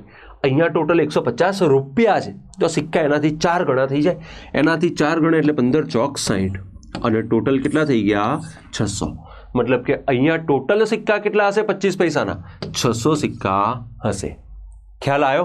તો આ રીતે જો તમને પૂછે કે 25 પૈસાના ટોટલ સિક્કા કેટલા હશે? 600 જવાબ આવશે. તો આપણો જવાબ આ પ્રમાણે શું બનશે? નોટા. ખ્યાલ આવે છે? એટલે આ પ્રકારના ક્વેશ્ચનમાં બને ત્યાં સુધી એક્સ અને વાય ધારીની ઇક્વેશનો બનાવવાની નહીં. સિમ્પલ. જો તમને સંખ્યાનો ગુણોત્તર આપ્યો છે તો સંખ્યા આપી છે તો સંખ્યાના ગુણોત્તર ઉપરથી દાખલો ગણો. જો તમને રકમ આપી છે તો રૂપિયાના ગુણોત્તર ઉપરથી દાખલો ગણો, અને બંને ગુણોત્તર તમને આસાનીથી મળી જાય. જો કદાચ કોઈને ડાઉટ હોય તો અહીંયા ફરી સમજી લેજો. 25 પૈસાના 4 સિક્કા બરાબર 1 રૂપિયો થાય. કેમ? 25 પૈસાના 4 સિક્કા ભેગા કરો એટલે 1 રૂપિયો થાય. તો 4 સિક્કા સામે રૂપિયા કેટલા હોય? 1. 50 પૈસાના 4 સિક્કા લો તો 4 સિક્કા સામે રૂપિયા કેટલા હોય? 2. અને 1 રૂપિયાનો 1 સિક્કો લો તો 1ની સામે 1 રૂપિયો થઈ જાય, કારણ કે 1 રૂપિયાનો આપણા ખિસ્સામાં 1 સિક્કો છે, મતલબ કે કેટલા રૂપિયા હશે? 1 રૂપિયો હશે. તો આ રીતે જે ગુણોત્તર બનશે રૂપિયાનો એ કેટલો બનશે? 1:2:1. અને એ પ્રમાણે જોવા જઈએ તો કેટલા રૂપિયા મળી ગયા? 150. 150 રૂપિયા મળ્યા તો સિક્કા એનાથી પાછા 4 ગણા થઈ જાય, તો 4 ગણા એટલે જવાબ કેટલો આવશે? 600. તો એ પ્રમાણે આપણો જવાબ અહીંયા શું બનશે? નોટા જવાબ બનશે. Next question. રકમ વાંચો. આ બધા ક્વેશ્ચનો પ્રીવિયસ એક્ઝામના પેપરોમાંથી કાઢેલા છે. આ ક્વેશ્ચન પણ જોવા જાવ તો એકચ્યુઅલી ગુણોત્તર પ્રમાણનો છે નહીં, છે સાદા રૂપનો આ ક્વેશ્ચન.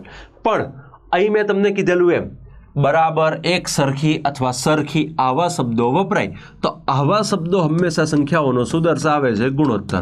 અને આવા પ્રશ્નને હંમેશા સોલ્વ શેનાથી કરવાના? ગુણોત્તર ઉપરથી સોલ્વ કરવાના. દાખલા તરીકે અહીં શું કીધું છે? એક બેગમાં 2 રૂપિયા, 5 રૂપિયા અને 10 રૂપિયાની કેટલીક નોટો છે. કેટલી નોટો છે મને કીધું નથી, પણ લઈ લો કે સૌથી પહેલા 2 રૂપિયાની નોટ છે, બીજી 5 રૂપિયાની નોટ છે, અને ત્રીજી કેટલા રૂપિયાની નોટ છે? 10 રૂપિયાની નોટ છે. જેમની સંખ્યા સરખી છે. સંખ્યા સરખી છે મતલબ કે હવે સંખ્યાનો ગુણોત્તર કાઢો. સરખી મતલબ કે 1:1:1 થાય તો જ સંખ્યા સરખી થાય ને. 1:1:1 મતલબ કે 2 રૂપિયાની એક નોટ હશે તો સામે 5 રૂપિયાની પણ એક નોટ અને સામે 10 રૂપિયાની પણ એક નોટ. હવે જેની સંખ્યા સરખી છે, જો આ બેગમાં કુલ રકમ 340 હોય, અહીં આપણને શું આપી છે? રકમ. તો અહીંયાથી પણ આપણે ગુણોત્તર શેનો લેવો પડશે? સંખ્યાનો નહીં લેવાનો, શેનો લેવો પડશે? રૂપિયાનો. કેમ? અહીંયા મને આપ્યું છે 340 રૂપિયા. હવે જો રૂપિયાનો ગુણોત્તર કાઢવો છે, ઇઝીલી મળી જાય. સૌથી પહેલા 2 રૂપિયાની એક નોટ, મતલબ કે સૌથી પહેલા કેટલા રૂપિયા હોવા જોઈએ? 2 રૂપિયા. બીજું 5 રૂપિયાની એક નોટ, મતલબ કે કેટલા રૂપિયા હોવા જોઈએ? 5 રૂપિયા. અને ત્રીજું 10 રૂપિયાની પણ એક નોટ, મતલબ કેટલા રૂપિયા હોવા જોઈએ? 10. તો આ રીતે રૂપિયાનો ગુણોત્તર કાઢો તો 2 ને 5 7, 7 ને 10 17, મતલબ કે આપણા ખિસ્સામાં ઓછામાં ઓછા કેટલા રૂપિયા હોવા જોઈએ? 17. 17ની સામે આપ્યા કેટલા? 340. તો 17ના ગુણોત્તરમાં 340 આપ્યા છે. 17ના ગુણોત્તરમાં કેટલા આપ્યા છે? 340. પ્રમાણ કેટલાનું બન્યું? 17 દુ 34. 17 દુ 34 એટલે સીધા કેટલા ગણા થઈ ગયા? 20 ગણા. હવે અહીં 20 ગણા થાય તો અહીંયા બધે 20 ગણા થાય, પણ આપણે ખાલી કોની નોટ શોધવાની છે? 20 રૂપિયાની કેટલી નોટ હશે? તો તેમાં અહીંયા મિત્રો રકમમાં એક નાનો ખાલી સુધારો કરી દેજો. અહીંયા 20 રૂપિયા લખ્યું છે, આ 20 રૂપિયા નહીં આવે, અહીંયા 10 રૂપિયા આવશે, કારણ કે 20 રૂપિયાની નોટ તો ઉપર જ નથી આપી, તો નીચે ક્યાંથી હશે? તો અહીંયા 20 નહીં, પણ અહીંયા 20 હશે કાં તો 2 હશે. આમ તો ગમે તે નોટ હોય, નોટોની સંખ્યા સરખી છે, મતલબ 2ની શોધો, 5ની શોધો કે 10ની શોધો, બધી નોટોની સંખ્યા સરખી મળવાની છે. એટલે આપણે અહીંયા આગળ રકમમાં ખાલી એક સુધારો કરી નાખજો. અહીંયા 20 રૂપિયાની કેટલી નોટો હશે એવું નહીં, પણ અહીંયા નાનો એક સુધારો કરી નાખો. 20 નહીં, 2 રૂપિયા કરી નાખો આપણે, કે 2 રૂપિયાની કેટલી નોટો હશે? અહીંયા 2 રૂપિયાની કેટલી નોટો હશે? હવે જુઓ, સૌથી પહેલા રૂપિયા શોધો. 17 દુ 34 એટલે 340. 20 ગણા થયા. અહીં 20 ગણા થાય, મારે 2 રૂપિયાની નોટોની સંખ્યા શોધવી છે, તો આ પણ કેટલા ગણા થાય? 20 ગણા. 20 ગણા મતલબ કે 20 દુ કેટલા રૂપિયા થયા? 40 રૂપિયા થયા. 20 દુ કેટલા રૂપિયા થયા? 40 રૂપિયા. હવે મારે નોટની સંખ્યા શોધવી છે. કઈ નોટ છે? 2 રૂપિયાની. તો હવે હું તમને એક સિમ્પલ લોજિકથી કહું. અહીંયા ભાગાકાર ગુણાકાર મૂકી દો. હું તમને એવું કહું કે મારા ખિસ્સામાં 40 રૂપિયા છે. મારા ખિસ્સામાં કેટલા રૂપિયા છે? 40 રૂપિયા. હવે આ જે 40 રૂપિયા છે ને, બધા 2-2ની નોટ છે. બધી નોટ કેટલી છે? 2-2ની. તો આનો મતલબ મારા ખિસ્સામાં જે 2 રૂપિયાની નોટ હશે, નોટ ટોટલ કેટલી હશે? તો ટોટલ જે રૂપિયા છે એનાથી અડધી થઈ જશે. કેમ? કારણ કે 2 રૂપિયાની નોટ છે. તો આનો મતલબ જે નોટોની સંખ્યા છે 40 ભાગ્યા 2 એટલે કેટલી થઈ જશે? 20. તો આનો મતલબ મારા ખિસ્સામાં 2 રૂપિયાની ટોટલ કેટલી નોટો હશે? 20. હવે જો આ દાખલામાં હું તમને 2 રૂપિયાની નોટ પૂછું, 5 રૂપિયાની પૂછું કે 10 રૂપિયાની પૂછું, બધે મારો જવાબ એક જ આવશે. કેમ? શરૂઆતમાં જ કીધું છે ને, નોટોની સંખ્યા એક સરખી છે. એક સરખી છે એનો મતલબ શું? જો 2 રૂપિયાની 20 નોટો હોય તો 5 રૂપિયાની પણ 20 નોટો હોય, અને 10 રૂપિયાની પણ કેટલી નોટો હોય? 20 નોટો હોય. તો એ પ્રમાણે મારો જવાબ કેટલો આવશે? કે આ બેગમાં 2 રૂપિયાની ટોટલ કેટલી નોટો હશે? 20 નોટો હશે. ગુણોત્તર પ્રમાણમાં સૌથી ધ્યાન રાખવાવાળા જો કોઈ પ્રશ્નો હોય તો આ નોટ અને સિક્કાવાળા. નોટ અને સિક્કાવાળા પ્રશ્નો આવે ત્યારે ખાસ ધ્યાનમાં રાખવાનું. અહીંયાથી 2 પ્રકારના ક્વેશ્ચન બની શકે. કયા 2 પ્રકારના ક્વેશ્ચન બને? તો સૌથી પહેલો પ્રશ્ન બને કે જ્યારે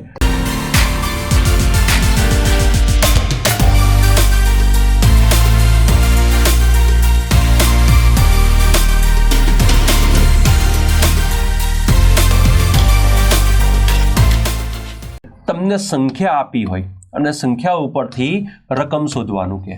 અને બીજો ક્વેશ્ચન વાઇઝ વર્ઝા, તમને રકમ મતલબ કે રૂપિયા આપેલા હોય અને રૂપિયા ઉપરથી સંખ્યા શોધવાની કે. બંને પ્રકારે તમારું લોજિક દોડવું જોઈએ. કોન્સેપ્ટ ક્લિયર છે બધાનો? એટલે આ પ્રકારના ક્વેશ્ચનો પૂછાય ત્યારે ખાસ ધ્યાનમાં રાખવાનું. આગળ વધીએ.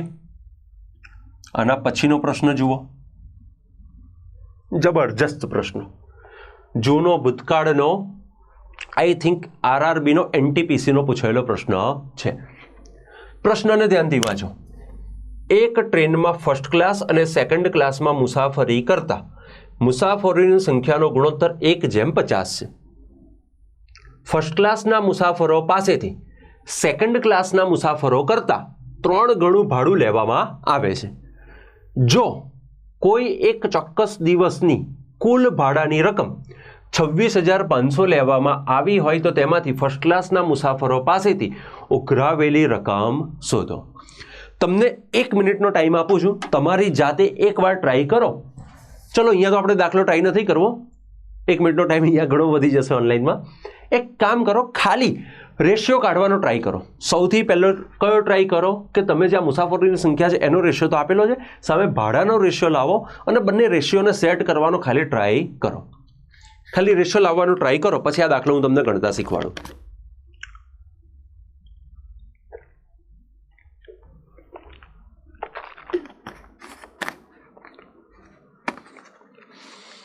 જો આ જૂનો ક્વેશ્ચન છે થોડોક, અને એનટીપીસીનો ક્વેશ્ચન છે, આરઆરબીનો જૂનો એટલે હમણાં 22-23નો જ છે. આ પ્રશ્નને જો તમે ઇક્વેશન બનાવીને સોલ્વ કરવા જાઓ તો ખરેખર મહેનત જબરજસ્ત પડે. આપણે એવું કંઈ કરવાનું નથી. ગુણોત્તર આપ્યો છે, ગુણોત્તરની રીતે ડાયરેક્ટ ક્વેશ્ચન સોલ્વ કરો. સૌથી પહેલાં એક ટ્રેન છે જેમાં પહેલાં તો ફર્સ્ટ ક્લાસના પેસેન્જર છે અને બીજા કયા પેસેન્જર છે? સેકન્ડ ક્લાસના. હવે એમની જે સંખ્યા છે એ સંખ્યાનો ગુણોત્તર કેટલો આપ્યો છે? 1:50. 1:50નો મતલબ એવો થાય કે ફર્સ્ટ ક્લાસમાં 1 પેસેન્જર હશે તો સેકન્ડ ક્લાસમાં 50 પેસેન્જર હશે. ખ્યાલ આવ્યો? સંખ્યાનો ગુણોત્તર 1:50 એનો મતલબ શું થઈ ગયો? જો ફર્સ્ટ ક્લાસમાં 1 પેસેન્જર હશે તો સામે સેકન્ડ ક્લાસમાં કેટલા પેસેન્જર હશે? 50. બીજું વાક્ય શું કીધું છે? ફર્સ્ટ ક્લાસના મુસાફરો પાસેથી સેકન્ડ ક્લાસ કરતાં 3 ગણું ભાડું લેવામાં આવે છે. 3 ગણું ભાડું લેવામાં આવે છે. આનો મતલબ શું? હવે સંખ્યાનો ગુણોત્તર તો મળ્યો, પણ સામે જે ફેર છે અથવા જે ભાડું છે એનો જો તમે ગુણોત્તર કાઢો તો એનો ગુણોત્તર મળે 3:1નો. એનો ગુણોત્તર કેટલાનો મળે? 3:1નો. કેમ? કીધું છે ને કે ફર્સ્ટ ક્લાસના પેસેન્જર પાસેથી સેકન્ડ ક્લાસ કરતાં 3 ગણું ભાડું લેવામાં આવે છે. 3 ગણું ભાડું એટલે તમે જો ફર્સ્ટ ક્લાસના પેસેન્જર પાસેથી 3 રૂપિયા લો છો તો સેકન્ડ ક્લાસ પાસેથી કેટલા રૂપિયા લીધા હશે? 1 રૂપિયો. હવે બંનેનો ગુણાકાર કરી નાખો તો સૌથી પહેલાં એવું વિચારી લઉં કે ફર્સ્ટ ક્લાસમાં એક જ પેસેન્જર બેઠો છે. આ એક પેસેન્જર જોડેથી તમે 3 રૂપિયા ભાડું લીધું, મતલબ કે અહીંયા તમે ફર્સ્ટ ક્લાસના પેસેન્જર પાસેથી કેટલું ભાડું લીધું? કુલ 3 રૂપિયા. એ જ રીતે હું એવું વિચારું કે સેકન્ડ ક્લાસના મુસાફરો પાસેથી તમે 50 રૂપિયા લેખે ભાડું લીધું. સોરી, સેકન્ડ ક્લાસમાં ટોટલ 50 મુસાફરો છે, 50 પેસેન્જર બેઠા છે. આ 50 પેસેન્જર પાસેથી તમે 1 રૂપિયા લેખે ભાડું લીધું તો અહીં તમારું ભાડું કેટલા રૂપિયા થઈ ગયું? 50 રૂપિયા થઈ ગયું. તો હવે આપણને ટોટલ રકમનો ગુણોત્તર મળી ગયો. કેટલો મળ્યો? ફર્સ્ટ ક્લાસના પેસેન્જર પાસેથી 3 રૂપિયાનું ભાડું તો સેકન્ડ ક્લાસના પેસેન્જર પાસેથી 50 રૂપિયા.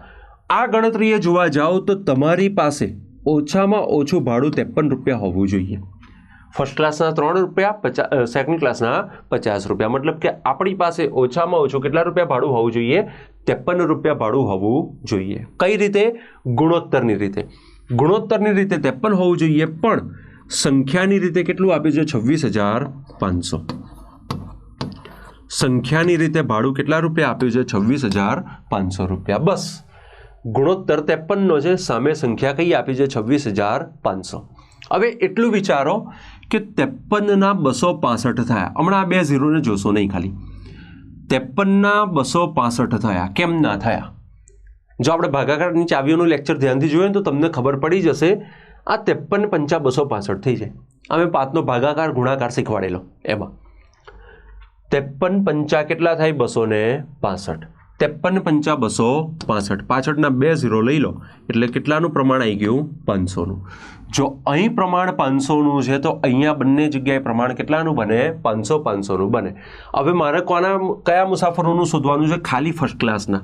જો મારે ફર્સ્ટ ક્લાસના પેસેન્જરોનું ભાડું જોઈએ છે તો આના પણ હું કેટલા ગણા કરી નાખીશ? 500 ગણા કરી નાખીશ. તો 5 તરી કેટલા થયા? 15. 5 તરી 15, પાછળના 2 ઝીરો, મતલબ કે આ 26,500ના ભાડામાંથી ફર્સ્ટ ક્લાસનું ભાડું કેટલું છે? 1500 રૂપિયા છે. મતલબ કે તમે ફર્સ્ટ ક્લાસના પેસેન્જરો પાસેથી ટોટલ ભાડાની રકમ કેટલા રૂપિયા લીધી છે? 1500 રૂપિયા લીધી છે. કોન્સેપ્ટ ખ્યાલ આવ્યો? તો આ રીતે આપણો જવાબ કેટલો આવશે? 1500. આવા દાખલાઓમાં, ગુણોત્તર પ્રમાણના દાખલાઓમાં એક વસ્તુ ધ્યાન રાખવાની, મહેરબાની કરીને એક્સ અને વાયની ઇક્વેશનો બનાવીને દાખલા ગણવા બેસવાનું નથી. જો એ રીતે તમે આ દાખલા ગણવા ગયા તો તમારો બધો ટાઈમ એક જ દાખલામાં ખવાઈ જશે. એટલે આપણે એ રીતે દાખલા ગણવાના નથી. હવે આગળ જતાં ડબલ રેશિયોના પણ દાખલા આવશે, ડબલ પ્રપોર્શનના પણ દાખલા આવશે, દૂધ અને પાણીવાળા પણ દાખલા લઈશું. પણ એક વસ્તુ ધ્યાન રાખજો, દૂધ અને પાણીવાળા જે ટિપિકલ ક્વેશ્ચનો આવે છે ને એ આપણે મિક્સર એન્ડ એલિગેશનમાં લઈશું. મિક્સર એન્ડ એલિગેશન મતલબ કે સંમિશ્રણના નિયમમાં. નેક્સ્ટ ક્વેશ્ચન તરફ આગળ વધીએ. ઓકે, હવે આ ક્વેશ્ચન પાછો ડબલ રેશિયોનો આવ્યો છે. ધ્યાન રાખજો, અહીંયા હું તમને 2 મેથડ શીખવાડીશ. પહેલી મેથડ, જો તમારે ઇક્વેશન બનાવીને દાખલો ગણવો છે તો ઇક્વેશન પ્રમાણે ગણી શકો છો. બીજો, ઇક્વેશન નથી બનાવવી તો ઓપ્શન ઉપરથી સીધો દાખલો ગણવાનો. કઈ રીતે ગણવાનો? થોડુંક ધ્યાન આપો. 2 સંખ્યાઓ 11:9ના ગુણોત્તરમાં છે. જો બંને સંખ્યાઓમાં 20 ઉમેરવામાં આવે તો તેમનો ગુણોત્તર 8:7 થાય છે.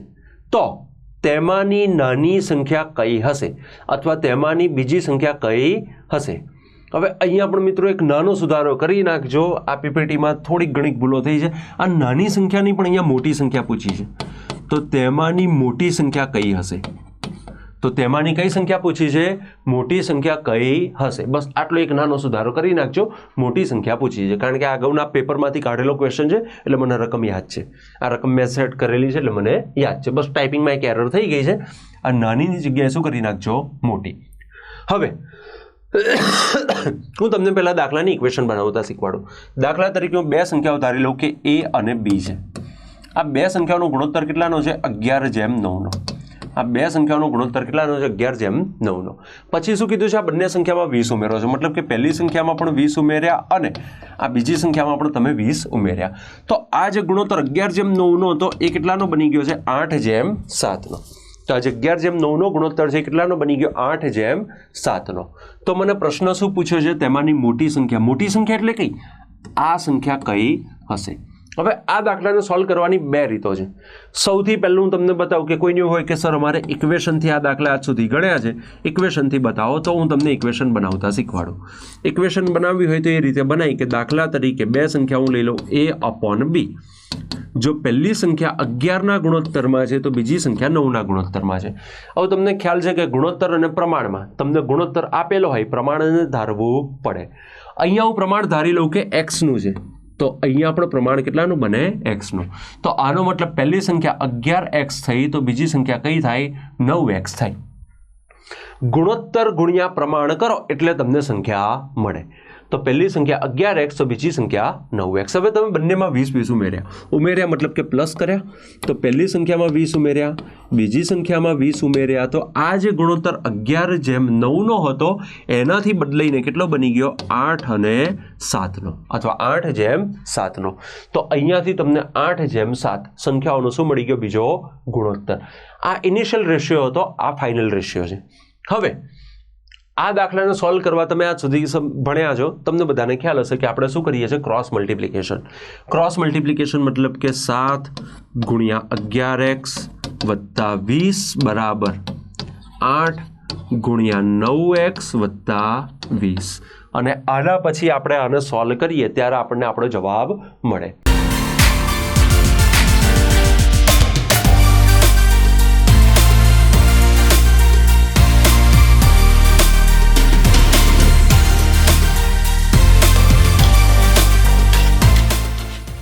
હવે મારું માનો તો પરીક્ષાની અંદર આટલી લાંબી ગણતરી ક્યારેય કરવાની નથી.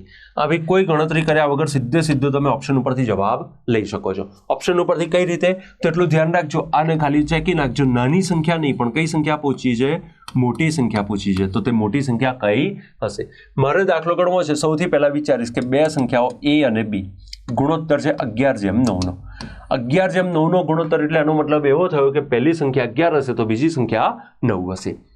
જો બંને સંખ્યાઓમાં 20 ઉમેરવામાં આવે, મતલબ કે પહેલી સંખ્યામાં 20 ઉમેરું અને બીજી સંખ્યામાં 20 ઉમેરું, તો આ જે ગુણોત્તર 11/9નો હતો એની જગ્યાએ બદલાઈને 8/7નો થઈ જશે. તો તેમાંની મોટી સંખ્યા કઈ હશે? હવે એક વસ્તુ વિચારો, મોટી સંખ્યા છે, મને રકમમાં કઈ સંખ્યા શોધવાનું કીધું છે? મોટી સંખ્યા. કોઈ પણ ક્વેશ્ચનને જ્યારે પણ તમે બાય ઓપ્શન સોલ્વ કરો તો એક વસ્તુ ધ્યાન રાખવાનું, રકમનું છેલ્લું વાક્ય ધ્યાનથી વાંચી લેવાનું. કેમ? છેલ્લા વાક્ય ઉપરથી જ આપણને આપણો જવાબ મળે.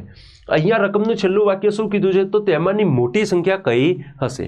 તો આનો મતલબ મને 4 ઓપ્શનમાં કઈ સંખ્યા આપી હશે? મોટી. હવે ઓપ્શન જો કયા આપ્યા છે? 26, 27, 36 અને 44. હવે દાખલામાં જોઈએ તો જે મોટી સંખ્યા છે એનો ગુણોત્તર કેટલાનો છે? 11નો. ગુણોત્તર પ્રમાણનો બેઝિક નિયમ છે, જો કોઈ સંખ્યા 11ના ગુણોત્તરમાં છે મતલબ કે એ સંખ્યા 11 વડે ભાગી શકાય એવી હોવી જોઈએ. ઓપ્શનમાંથી ચેક કરો, 11 વડે ભગાય એવા ટોટલ ઓપ્શન કેટલા આપ્યા છે? તો એવા ટોટલ ઓપ્શન ખાલી ને ખાલી એક જ આપ્યો છે. કયો? 44. તો આંખો બંધ કરીને તમે અહીંયા જય માતાજી કરી શકો છો. તમે ક્યારેય ખોટા પડવાના નથી. તો એવો એક જ ઓપ્શન આપ્યો છે 44, મતલબ કે એ સૌથી મોટી સંખ્યા કઈ હશે? 44 હશે. જો તમારે વેરીફાઈ કરવું છે કે મારો આ જવાબ સાચો છે કે ખોટો, તો અહીંયાથી તમે વેરીફાઈ પણ કરી શકો છો. હું ધારી લઉં કે 11ના ગુણોત્તરમાં સંખ્યા 44 છે. 11ના ગુણોત્તરમાં સંખ્યા કઈ છે? 44. પછી શું કરવાનું? તો પછી શું કીધું છે રકમમાં? 20 ઉમેરવામાં આવે તો તેમનો ગુણોત્તર 8:7, મતલબ કે પહેલી સંખ્યા આમાં હું 20 ઉમેરું તો જે સંખ્યા મળે એ કઈ મળવી જોઈએ? 8 વડે ભગાય એવી. તો 44માં 20 ઉમેરું તો 44 ને 20 કેટલા થયા? 64. આ 64 8 વડે ભગાય છે? ભગાય છે. મતલબ કે હવે મારો જવાબ કયો બની ગયો? 44 જ બની ગયો. એ સૌથી મોટી સંખ્યા કઈ હશે? 44 હશે. કોઈને એવું થાય કે સર કદાચ આ લોકો એવા 2 ઓપ્શન આપી દે તો? 2 નહીં, તમે 4 પણ એવા ઓપ્શન લઈ લો ને, 11 વડે ભાગી શકાય એવા. તેમ છતાં એ 4 ઓપ્શનો ક્યારે આ બંને કન્ડિશનને સેટિસ્ફાઈ કરશે નહીં. દાખલા તરીકે હું માની લઉં કે અહીંયા મને આ 26ની જગ્યાએ 22 આપ્યા હોય, 22 11 વડે ભગાય.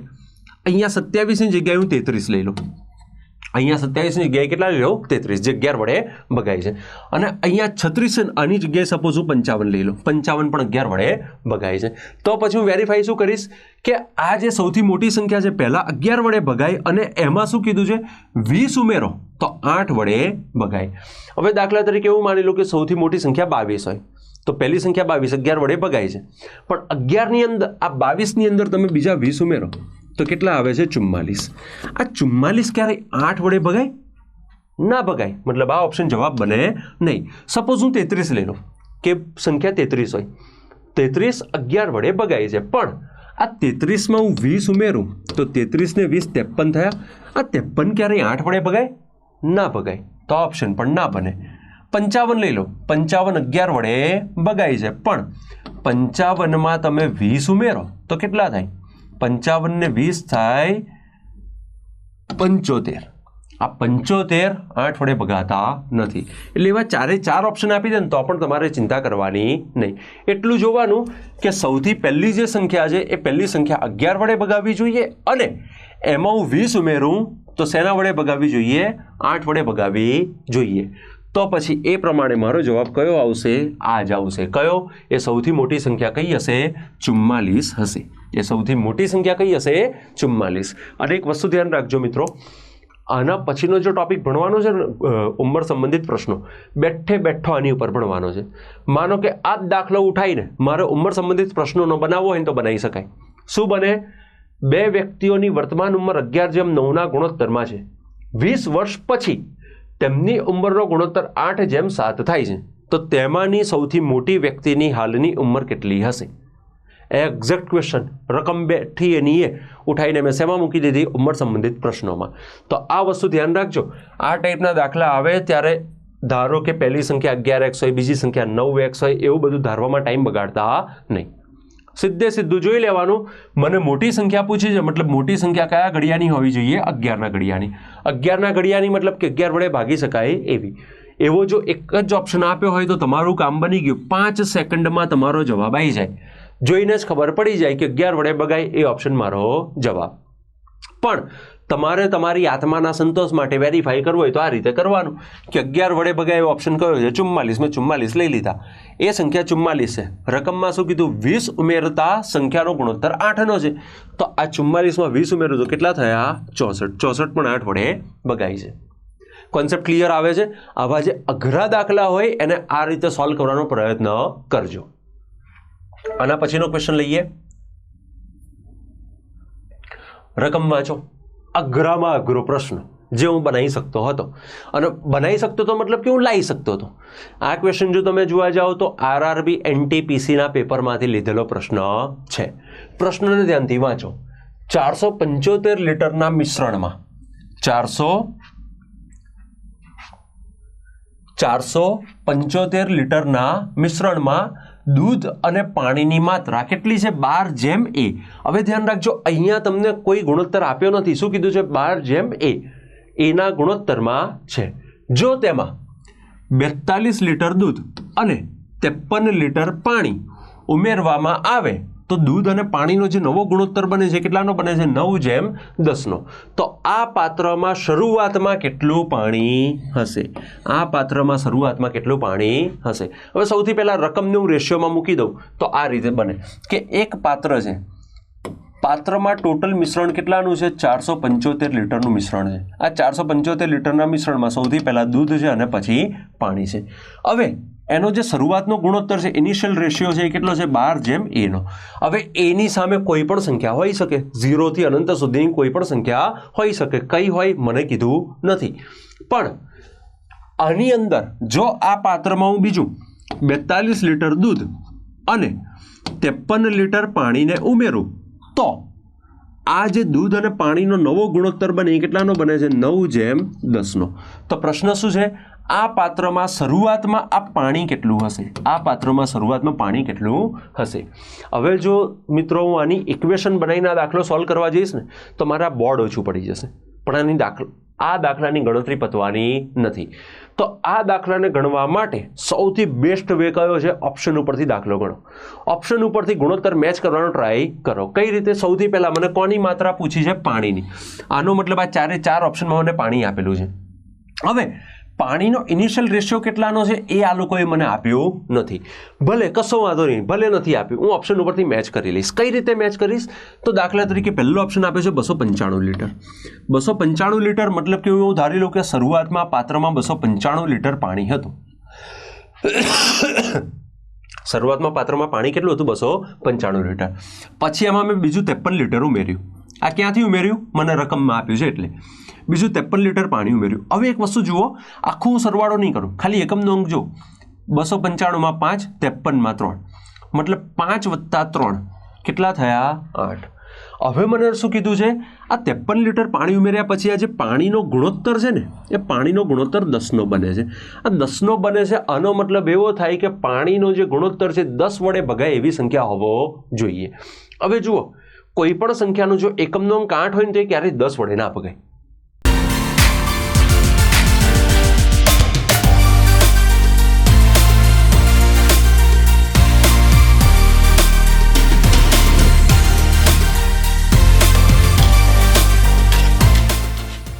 દસની ચાવી તો ખબર છે ને, અથવા 10નો નિયમ તો ખબર છે ને કે કોઈ પણ સંખ્યાની પાછળ ઓછામાં ઓછો એક 0 હોય ને તો જ એ સંખ્યા 10 વડે ભગાય. મતલબ કે અહીંયા આગળ એકમનો અંક 8 આવી ગયો, મતલબ આ 10ના ગુણોત્તરમાં સેટ થાય નહીં. તો આનો મતલબ આ 295 તો જવાબ મારો ના હોય. 295 મારો જવાબ બને નહીં. તો પહેલો ઓપ્શન મેં એલિમિનેટ કરી નાખ્યો. હવે બીજો ઓપ્શન ચેક કરો. બીજો ઓપ્શન મને શું આપ્યો છે? 298. હવે હું એવું ધારી લઉં કે આ પાત્રમાં 298 લીટર પાણી છે. બીજો ઓપ્શન 298 આપ્યો છે. હું એવું ધારું 298 પાણી છે. 298 લીટર પાણી હતું. બીજું 3 લીટર ઉમેર્યું તો 8 ને 3 11. એકમનો અંક કયો આવ્યો? 1.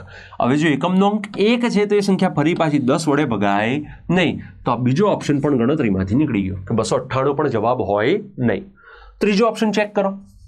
ત્રીજો ઓપ્શન શું આપ્યો છે? 247. સપોઝ અહીંયા હું 247 મૂકી દઉં. 247 મૂકું તો આનો મતલબ એવો થયો કે પાત્રમાં શરૂઆતમાં પાણી કેટલું હતું? 247 લીટર હતું. 247 હતું અને એમાં તમે બીજું પાછું 53 ઉમેર્યું. હવે 247માં 53 એટલે 7 ને 3 10 એટલે એકમનો અંક કયો આવી ગયો? 0 આવી ગયો. જો એકમનો અંક 0 હોય મતલબ અહીંયા 10નો ગુણોત્તર બની શકે. તો આનો મતલબ આ ઓપ્શન મારો જવાબ બની શકે છે. છેલ્લો ઓપ્શન એકવાર ખાલી વેરીફાઈ કરવા માટે લઈ લો. 256 છે. હવે અહીંયા આગળ હું નથી લખતો, અહીંથી જ ચેક કરો.